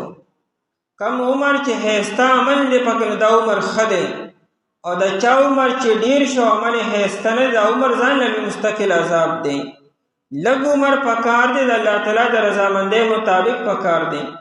د نبی علیہ السلام عمر څخه زرګونو کاله خو 63 سال عمر یو، او دا د لوی لوی خلکو عمر دا کم متوسطو، لیکن الله تعالی راضي کړی دی، خوشاله کړی دی په لږ عمر کې. نو ډیر عمر نه خپل عمر پکار دی چې د الله تعالی د مرزي مطابق وي. ان يعمر دا چې عمر ورکړی شي دته. والله بصیر انسان په عمر سره د الله پاک نه خلاصيږي. افلاطون چې ونه د ملاقات موسی علیہ السلام سره شو، دا د موسی علیہ السلام د زمانی سړی دی. نو موسی علیہ السلام نه د تپوسو کو دی افلاطونو دا ډېر عقلمند او ډېر هوښیار او فلسفي و. د موسی علیہ السلام نے تپوسو کو وی که فرض کا یو سړی سره غشي دي هغه خلق په ولي، نو د دې غشو نه د ځان د خلاصي لپاره طریقه بسوي.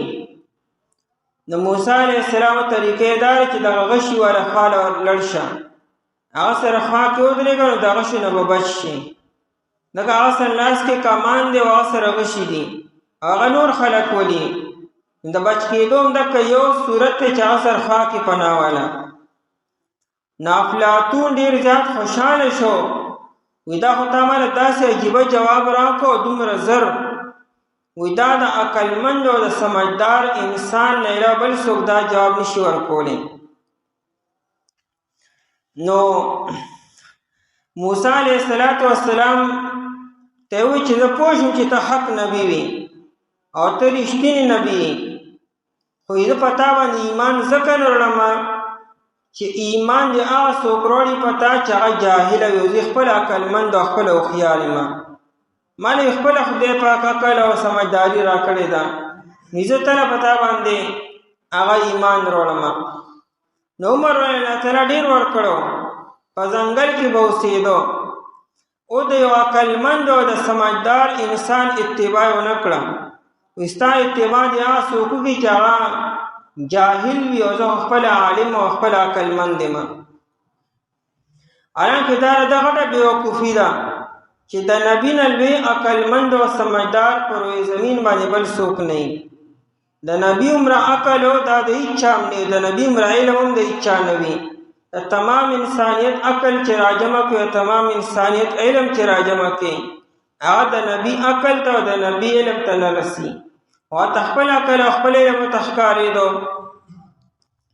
نو ان یعمر که ته ډېر عمر ورکړی شي، نو د افلاطون عمر هم ډېر زیات و، خو په عمر سره خو ته د الله تعالی د عذاب او د فقر نه خلاصېږي. والله بصیر، او الله تعالی لیدونکی دی.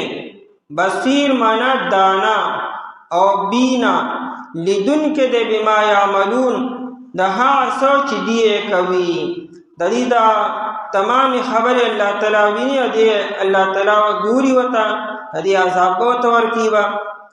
قل وایه نبي علیه الصلاة والسلام من کان عدوا، په دې آیت مبارکه کې د یهودو د یو اعتراض ذکر دی، دای جواب دی. یهودو موږ ایمان ځکه نه وروړو په نبی علیه الصلاة والسلام باندې چې نبی علیه السلام ته کومه فرشته وحی راوړي، دغه فرشته زموږ دشمنه ده، هغې سره زموږ دشمني ده، مخالفت دی. چې جبریل علیه الصلاة والسلام دی، وی که بلې فرشتې وحی راوړه موږ به ایمان نه وړو، خو چونکې جبریل علیه السلام زموږ خوښه نه ده او وحی په نبی علیه السلام جبریل علیه السلام راوړي، موږ ځکه په نبی علیه السلام باندې ایمان نه راوړو. نبی علیه السلام چې کله مدینې منورې ته تشریف راوړو، نو د یهودو یو وفد نبی علیه السلام ته راغی، او په دې کې عبدالله بن سوریه و. عبدالله بن سوریه دا خیبر کې فدک یو ځای د هغه ځای اوسېدونکی و، او دی یو وفد راغلو نبی علیه السلام ته، او دی نبی علیه السلام سره څه خبرې اترې وکړې. موږ ستاسو نه معلومات کو چې ته حق نبی یو که نه. نو لومړنی تپوس د نبی علیه السلام نه دا وکړو چې ته وده شې نو ستا څه کیفیت دی. زموږ په کتابونو کې د نبی د خوب کیفیت لیکلی شوی دی، نو چې ته وده نو ستا څه کیفیت دی. نبی علیه السلام فرمایل تنام عینایا وقلبی یقظانو، زه چې کله وده شم نو صرف سترګې مې پټې وي او زړه مې ویښ وي. هغه ورته واقعي د نبي دکه شانتې خوب وي، زموږ زړه مودې او سترګې مودې وي، غافله یو، او د نبي صرف سترګې پټې وي او زړه یې ویښ وي. دویم تپوس د نبی علیه السلام نه دا وکړو چې دا ماشوم ولې کله مور ته ځي او کله پلار ته ځي، کله ماما خیلې ته ځي او کله بابا خیلې ته ځي، د دې څه وجه ده؟ نبی علیه السلام ته وفرمایل چې کله نطفه د نر رحم ته مخکې لاړه شي او غالبه وي، نو دغه ماشوم نر پیدا شي او بابا خیلې ته ځي، او کله چې نطفه د مادې رحم ته مخکې لاړه شي او غالبه شي په دې بله نطفه باندې، نو دا ماشوم ماما خیلې ته لاړ شي. دریم تپوس یې وکړو، وی د ماشوم دا بدن چې جوړیږي نو د نر د مادې او د مادې د نطفې نه کم اندامونه جوړیږي. نبی علیه السلام ته وفرمایل چې د نر د نطفې نه د ماشوم هډوکي، رګونه او دا پټې دا د نر د مادې نه جوړیږي، د نطفې نه، او د مادې د نطفې نه د ماشوم غوښه او وینه نوکونه او ویښته جوړیږي. دوی دا د مریشا ووی. څلورم تپوس د نبی علیہ السلام نه دا وکړو چې کله جنتی جنت ته داخل شي نو د هغه لومړنۍ مېلمستیا به په څه سر کېږي؟ نبی علیہ السلام ته وفرمایل د ماهي په اینې سره او په زړه سره دا به د ده مېلمستیا کېږي. دوی وایي تاسو ټول تپوسونه جوابونه ټیک راکړو. اخرنی تپوس یې دا وکړو چې په یعقوب علیه السلام باندې کم څیز حرام شوی و. نبی علیہ السلام ته وفرمایل چې یعقوب علیہ السلام بیمار شو، د هغه د عرق النسا بیماري وه. یعقوب علیہ السلام دا ځان سره منښته وکړه که الله پاک ماله صحت راکړو نو زما چې کوم مرغوب خوراک دی پسندیده هغه به نه کومه. او د اوښ غوښه او د اوښ پی یاد کړو چې د اوښ غوښه به هم نه خورم او د اوښ پی به هم نه څکمه. او بیا الله پاک هغه له صحت ورکړو. دوی وایي چې ټول تپوسونه صحیح شو، جوابونه هم صحیح شو. بیا د نبی علیہ السلام نه تپوس وکړو چې تا ته کومه فرشته راځي او وحی تا ته کومه فرشته راوړي؟ نبی علیہ السلام ته وفرمایل چې جبریل علیہ السلام. نو دوی وایي چې جبریل علیہ السلام زمونږ نه ده خوښه، هغه سره زمونږ دشمني ده. یو وجه دا ده چې مخکې څومره عذابونه راغلي دي وی دا جبریل علیہ السلام راوړي دي، او څومره قذف او مسخ شوی دی، د کاڼو باران شوی دی، خلکو شکلونه مسخ شوي دي، نو دا جبریل علیہ السلام کړي دي.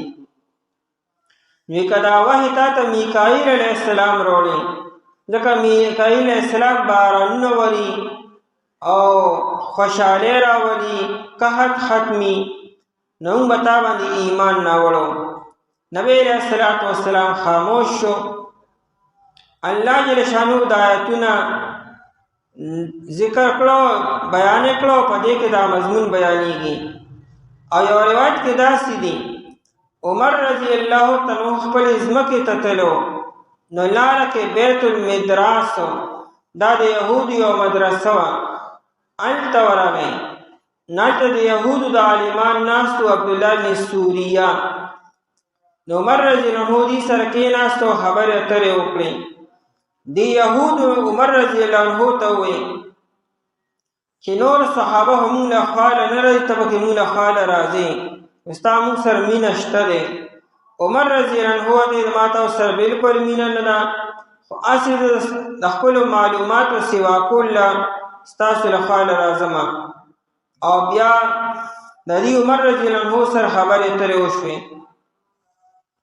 نو دی وایي چې مونږ په نبی علیہ السلام باندې ایمان ځکه نه راوړو چې نبی علیہ السلام ته وحی جبریل علیہ السلام راوړي، او جبریل سره زموږ ډېره غټه دشمني ده.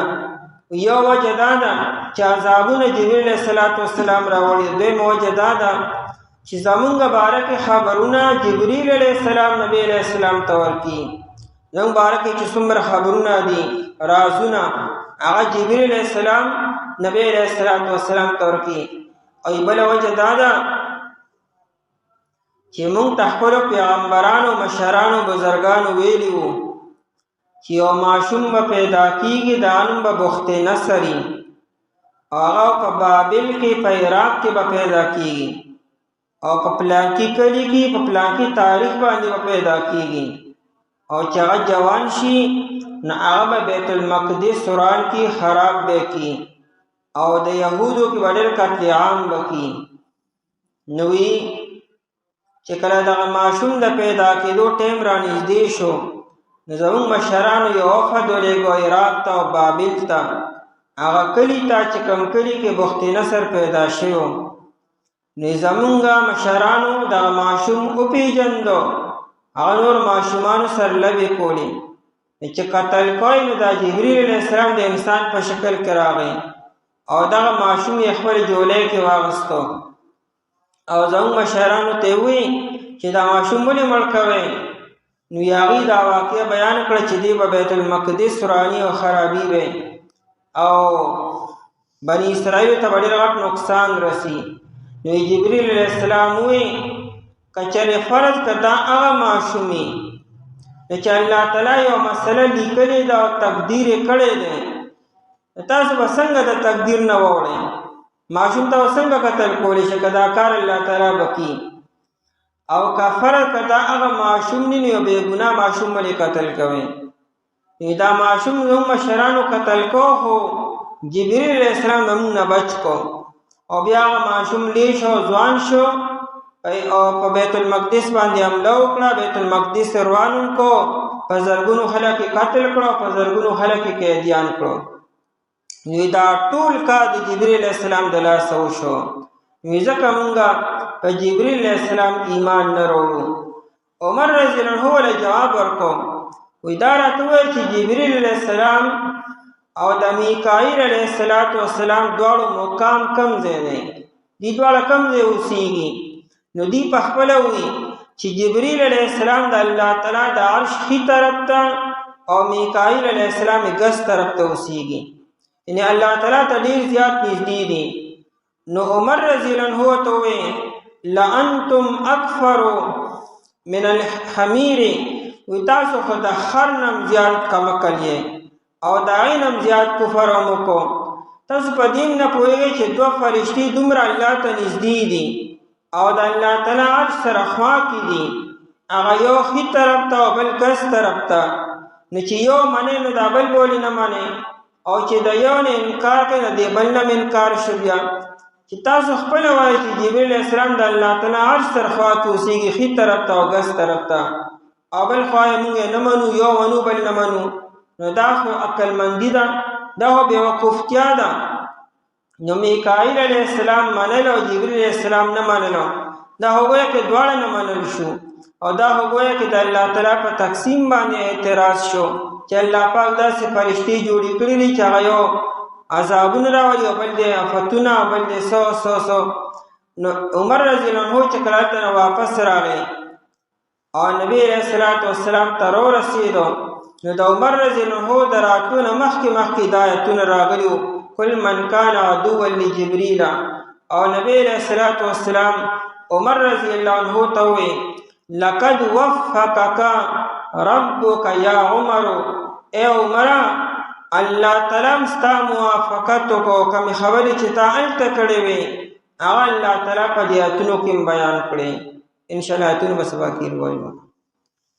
او خامخا ته به مومې دي لره ډېر حرصناک د خلکو نه په ژوند باندې او د هغه کسانو نه چې شرک یې کړی دی خوښوي او د دې نه که چې عمر ورکړی شي درته 1000 کاله او نه یې دا عمر خلاصونکي دله د عذاب نه، که چې عمر ورکړی شي درته الله تعالی لیدونکی دی په هغه څه چې دی یې کوي.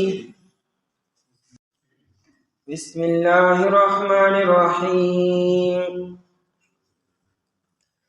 قل من كان عدوا لجبريل فإنه نزله على قلبك بإذن الله مصدقا لما بين يديه وهدى وبشرى للمؤمنين.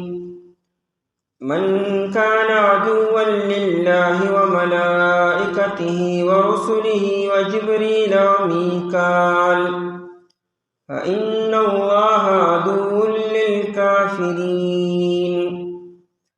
قل اوعى پیغمبر علیہ الصلاة والسلام من کان عدوا سوک چوی دشمن لجبریل د جبریل علیہ الصلاة والسلام فإنه نزله پس بے شکا دی جبریل علیہ السلام نازل کړی دی قرآن لرا علی قلبک فضلستا باندې بإذن الله فحکم اللہ تعالی سرا مصدقا فداس حال کی چی تصدیق کون کی دے لما دپار دہا کتابنو بین یدیہ چیوڑان دی دینو وہدن او ہدایت کون کی دے وبشرا او زیر ورکون کده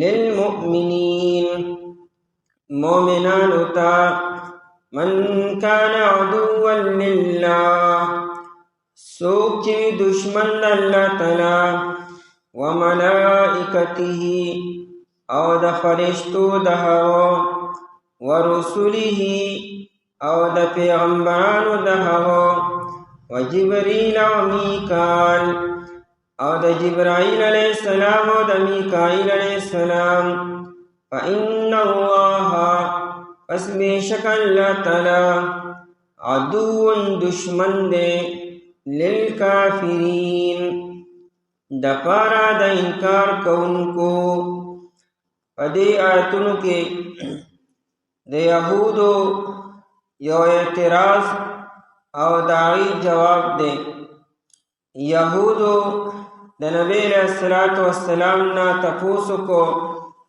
کتاباندے کما فرشتہ وحی روڑی نبی علیہ السلام فرمائل جبریل علیہ السلام یہودو نبی علیہ السلام تاوی چونگ با پتاوانی ایمان راوڑے ہو لیکن اس ایمان ذکر نروڑو کہ کما فرشتہ تاوانی وحی روڑی او قرآن روڑی آغا فرشتی سر زمونگا دشمنی دا نو دی وجه نمون پتاوانی ایمان نروڑو قرآن کریم جواب کی کہ سوک پا فرشتوں کے فرق کی کہ پلانکے فرشتہ منم و پلانکے نمنم دا کافر دے او دیکھو فرشتی سر دشمنی کی اللہ تعالیٰ دا انسان سر بیا دشمنی کی ذکا فرشتی دا اللہ تعالیٰ طرف نے سفیر وی قاصد وی پیغام رساوی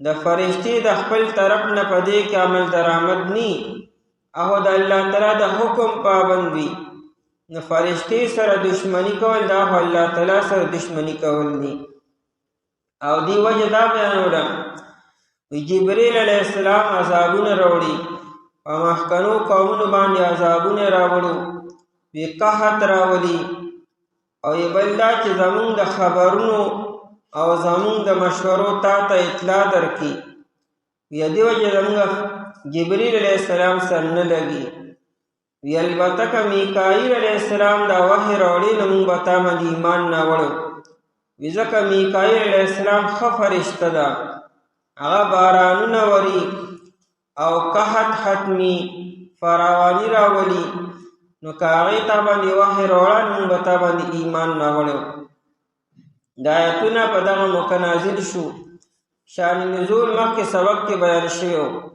قلو اے پیغمبر علیہ السلام چاہتا ہوا یا چونکہ ذکر دے یہودو شورو دے نو دی یہودو تا ہوا یا لہم دی یہودو تا ہوا یا سوت ہوا یا من کان عدوا لجبریل سوک چوی دشمن لجبریل دا جبریل علیہ السلام عدوا دا اسم دے عدا یا دو مانا منڈ وخلو کوشش کولا دوڑنا دی دشمن تولی عدوی دی استاد ضرر دا پارا کوشش کی و منڈ وخی ہر ممکن کوشش کی زگو تا دشمن تا عدوی لکی گی عدوان دشمنو لجبریل دا جبریل علیہ السلام جبریل یو مقرب فرشتہ دا فرشتوں کے لئے مرتبے والا دا اور دا جبریل علیہ السلام پر ذمہ باندے وحی و پیغامات روڑلو انبیاء کرام علیہم السلام تا وحی او کتابنا دا جبریل علیہ السلام روڑی دا دین علاوہ دا جبریل علیہ السلام پر ذمہ باندے ہواگانی چلولو او دا رنگے فتح و کامیابی ورکولو او شکست ورکولو دان دا جبریل علیہ السلام ذمہ دارے دی ددنم عبداللہ دے جبریلو دار دو نمون مرکب شوے دے جبر او ایلو ایل مانا اللہ او جبر بندہ خو هغه بنده ته وي چې هغه بالکل بې اختیاره وي. جبریل علیه السلام به ذات خود هیڅ اختیار نشته. دغه ټول اختیارات د الله تعالی دي، د الله تعالی د مرضی او د ارادې مطابق چلیږي. نو نوم یې عبدالله دی او دا جبریل یې لقب دی. جبریل علیه السلام په فرشتو کې لویه مقربه فرشته ده. د ده نه لوی فرشتې هم شته. دا څلور غټې فرشتې دي: جبریل علیه السلام، میکائیل علیه السلام، اسرافیل علیه السلام او اسرائیل علیه السلام. دا اسرافیل علیه السلام چې دا د جبریل علیه السلام نه لویه فرشته ده. امام بیهقي رحمه الله دا روایت را نقل کړی ده په معتبر سند سره. یو پیرا نبی علیہ السلام او جبریل علیہ السلام دواړه ناستو چې دې کې ناسته په آسمان کې دروازه کړو شو او د یو زوردار आवाज راغی او دغه आवाज سره جبریل علیہ السلام خپل سر په ځمکه باندې کېښود او خپل وزر یې په ځمکه باندې کېښودې او دا فرشته راغونډه شو، وزر یې راغونډې کړې. ان ډېر د عاجزۍ او د انکسارۍ اظهار یې وکړو. دې کې یو فرشته راغله نبی علیه السلام ته او نبی علیه السلام ته وویل چې الله پاک تعالی په دوه خبرو کې اختیار درکړي. یو دا چې ته داسې پیغمبر به اوسېږي چې بادشاه به وي، یعنې پیغمبرۍ سره بادشاهي لري، او کنه پیغمبر او عبد بی بنده بی عبدیت بی. نبی علیہ السلام جبریل علیہ السلام ته وکتل چې څه وکړم. جبریل علیہ السلام ته اشاره وکړه چې دا دویمه خبره واله چې پیغمبر او عبدیت دا دواړه بی، بادشاهي نه لمه. نبی علیہ السلام عرض وکړو، هغه فرشته واپس لاړه. نبی علیہ السلام د جبریل علیہ السلام نه تپوس وکړو چې دا فرشته څوک وه او بل دا چې دا ستا دا کیفیت ولې جوړ شو چې ته دومره په دهشت کې راغلې، دومره عاجزۍ اظهار دې وکړو. نو جبریل علیہ السلام و چې دا هغه فرشته ده چې دا الله تعالی د کله نه پیدا کړې ده. نو دا د هغه وخت نه د الله تعالی په تجلیاتو باندې د دې نظر دی او مشاهده کی او د دې او د الله تعالی من کې شپېته نوراني پردې دي. او درېیم دا چې دې لوح محفوظ باندې الله تعالی ډېره قدرت ورکړی دی، یعنې د لوح محفوظ علم دې سره دی. او چې کله الله تعالی د یو حکم اراده وکړي نو الله تعالی لوح محفوظ راوچت کی او دې فرشتې ته مخامخ کړي. نو دا فرشته په لوح محفوظ کې خبر وویني چې د الله تعالی اراده څه ده. نو الله تعالی چې کومه اراده کړې وي د هغه ارادې مطابق دا فرشته خپلو فرشتو ته خپل ذمه داري حواله کړي. مطلب دا دی که د چا د روح د قبض کولو اراده کړي نو ملک د اسرافیل علیه السلام په لوح محفوظ کې خبر وویني. نو چې د چا په ذمه دی د روح اغوستل دي نو هغې ته دا وایي چې الله تعالی فرمایي چې د فلانکي نه روح واله. د چا باره کې څه فیصله شوي وي اسرافیل علیه السلام په لوح محفوظ کې هغه وویني او بیا خپل متعلقه فرشتې ته ذمهداري حواله کړي.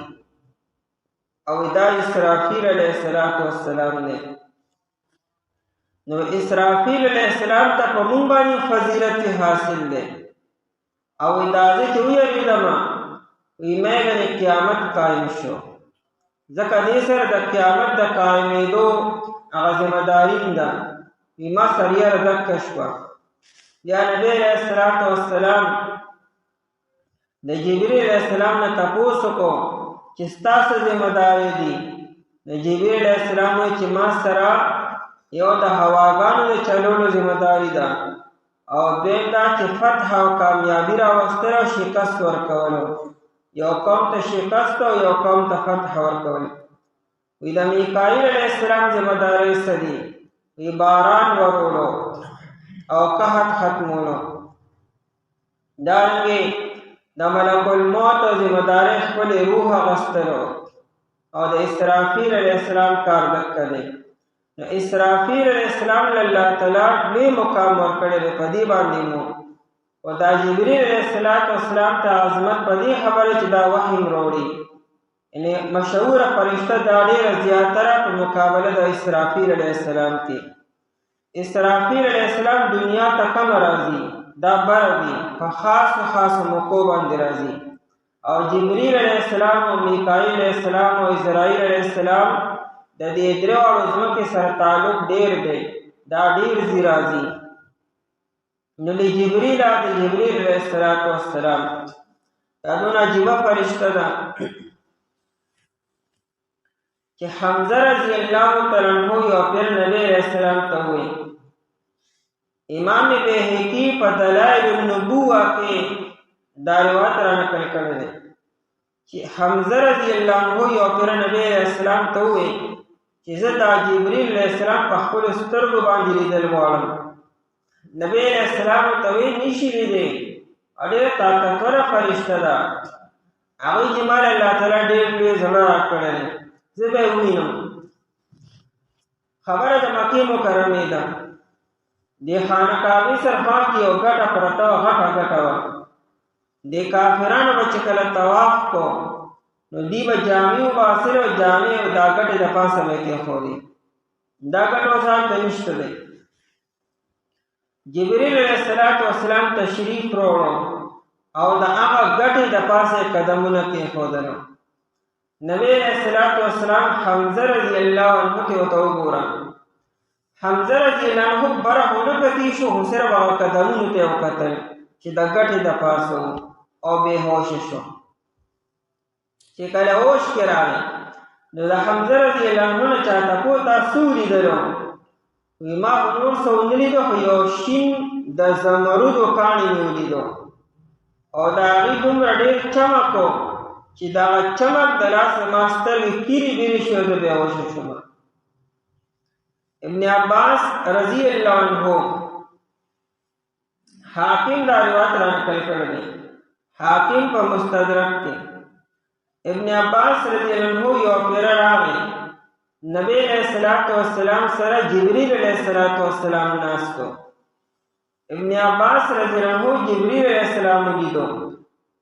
نو نبی علیہ السلام ورته ابن عباس د انبیاء کرام علیهم السلام نه علاوه چې څوک د په دې سترګو باندې جبرئیل علیہ السلام وویني نو ړندېږي فوراً، او ته خو نبی لیدی شي خو عام انسانان یې کوي نو فوراً ړندېږي. وزه ستا لپاره دعا کوم چې الله تعالی تا د معذوره کېدو نه وساتي، د ړندېدو نه تا الله تعالی وساتي. خو دا چې دا په آخر عمر کې به دا کار کېږي تا سره، چې په آخر عمر کې ستا د سترګو نظر به ځي. ابن عباس رضی الله عنه په آخر عمر کې بیا په سترګو باندې معذوره شوی و، په سترګو باندې ړوند شوی و. نو دا جبرئیل علیہ السلام عجیبه نورانی فرشته ده. د جبرئیل علیہ السلام سره څوک دشمنی کی نو جواب چیرې هغه محذوف دی. وی چې چا جبرئیل علیہ السلام سره دشمنی وي نو څه به کي لکه نو جواب دا دی فلیمت غیظا، ډېر ځان د غوسې نه مړ کړي، نور به څه وکړي؟ ته چې جبرئیل علیہ السلام سره دشمنی کوي نو ته جبرئیل علیہ السلام ته څه نقصان رسولی شي؟ هغه ته ویني نه سره، هغه ستا مقابل کرار ته طاقت نه لري د دشمنۍ. ته به جبرئیل دا نو څه به نقصان وکړي او څه به ورته شکست ورکړي؟ په خپل ځان له شکست ورکړه، به د غوسې نه مړ شه.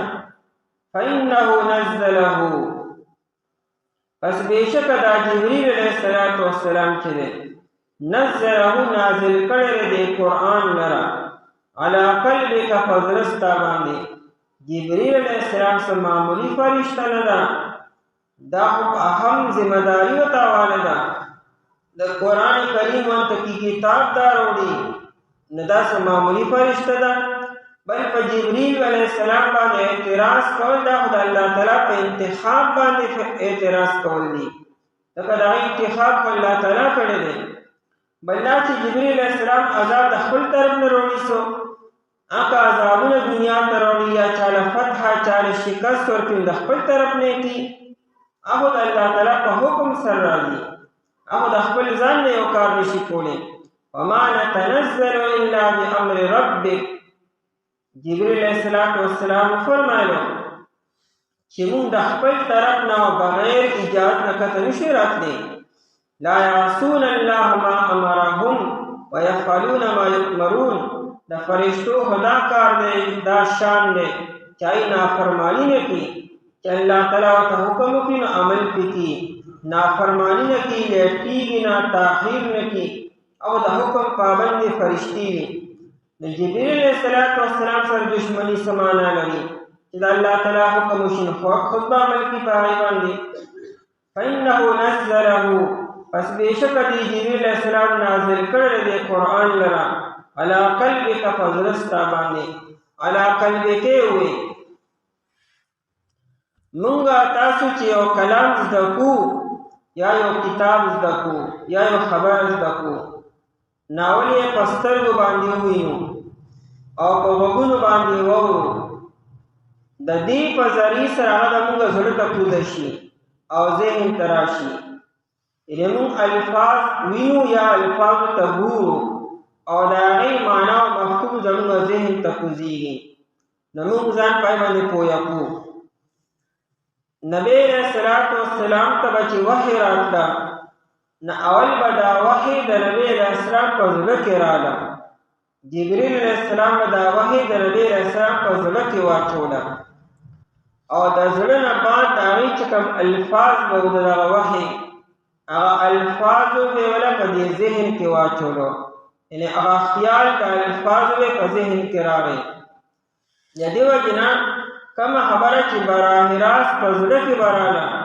نه هېرېږي او کومه خبره چې انسان په سترګو باندې وویني یا په غوږونو باندې واوري نو هېرېدی شي د هغې تکرار به کوې بار بار به یې وایي بار بار به یې ګورې نو الله به تا ته یادېږي او که بار بار یې نه ګوري بار بار یې نه وایي نو په یو پیره اورېدو سره او په یو پیره لیدو سره خامخا هېرېږي بیا د نبی علیه السلام نه وحي نه هېرېده دا نه چې نبی علیه السلام به ګنې د حافظانو صاحبانو په شان ګنې ګردان دی کوټونه شپه به ناست و نه داسې نه وه چونکې د نبی علیه السلام په زړه باندې به وحي راتله زړه ته به فورا خبره کوزه شوه او بیا به د هغې الفاظ په ذهن کې راغله نو خبره به ترې بلکل نه هېرېده که چېرې الله تعالی به وغوښتل چې دا آیت منسوخ شي نو د نبی علیه السلام د ذهن نه به یې هېره کړه نو علا قلبک وی استا په زړه باندې باذن الله په حکم د الله تعالی سره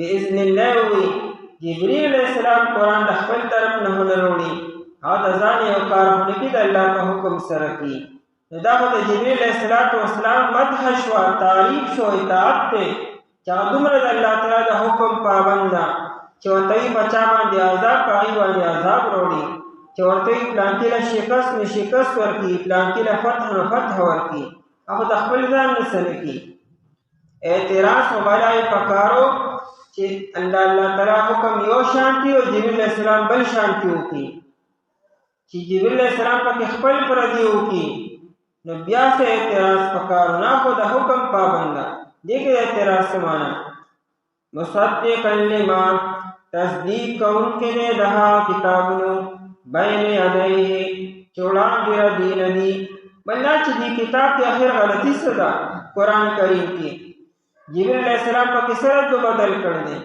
دا قرآن کریم د مخکنو کتابونو سره موافق دی په عقیده کې په توحید او په رسالت کې نو موافقت کې بیا خو تابعداري پکار ده بین یدیه دا یدې تسنیه ده دې دواړو لاسونو ته یدې ویل کېږي لفظي معنی سره بین یدیه د دواړو لاسونو په منځ کې لفظي معنی داره او کم سی چې د دوه لاسونو په منځ کې نو مهی ته وي نو ځکه معنی موږ د مهی کو د وړاندې کو بین یدیه وړاندې د دې کتاب نه د قران کریم نه مخکنی کتابونه دویم وهدن او هدایت ته هدن مصدر دی په معنا د هادیل سره هدایت کون کې دا کتابو چاته للناس خلقتا سره مؤمنات ټول خلقو د لپاره هدایت ته وبشرا او زیر دی دا بشرا مصدر دی په معنا د مبشرن سره زیر ورکون کې د جنتو للمؤمنین د پاره د منونکو د پاره تابعداري کوونکو د پاره د ایمان والو زیر ورکیو چې چا ایمان نړو نو مقابله کې سره نو کچا ایمان نړو نو دایره پر بیا زیر نه پر بیا عذاب دی من کان عدو لله سوک چې دشمن لله د الله تعالی سوک چې د الله تعالی دشمن می نو مخکې د الله تعالی څخه ذکر نه رسمي یعنی يهود الله تعالی سره دشمنی نه کوله خو خبره د الله تعالی د خپل ځان نه شروع کړه چې جبرئیل السلام باندې اعتراض کول او سره دشمنی کول دا الله تعالی سره دشمنی کول دی الله تعالی باندې اعتراض کول دي چې څوک الله سره دشمنی کوي و ملائکته دا وو په معنا د او سره دی کڅوک الله تعالی سره دشمنی کوي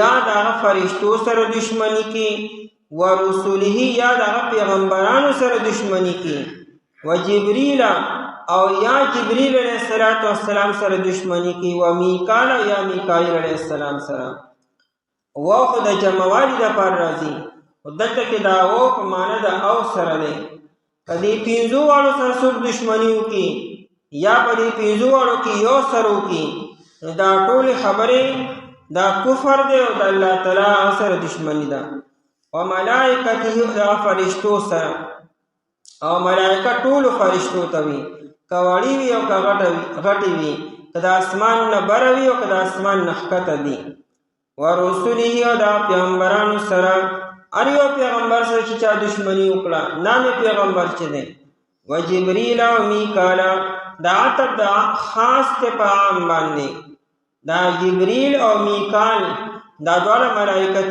کې داخلي دي او به نمونه خاص طور ذکر کړو ځکه خبره د مخکې د جبريل علیہ السلام شروع چې هغه سره دشمنی کوله او میکائیل علیہ السلام سره دوستی کوله و جبريل او خاص جبريل علیہ السلام سره و میکائیل او خاص میکائیل علیہ السلام سره میکائیل علیہ السلام سره دشمنی نه کړي هغه طرف ته ځان مایل کو چې د سره دوستی ده دوی دواړو کې فرق نشته جبريل او میکائیل کې جبريل او جبرائیل دواړه ویل شي دلته جبريل دی خدا جبرائیل مت سره ویل شي میکائیل او میکائیل دا دواړه ویل شي نوم یې عبید الله دی د جبريل نوم عبد الله او د میکائیل یعنی د میکائیل علیہ السلام نوم عبید الله او د اسرافیل علیہ السلام نوم عبد الرحمن دی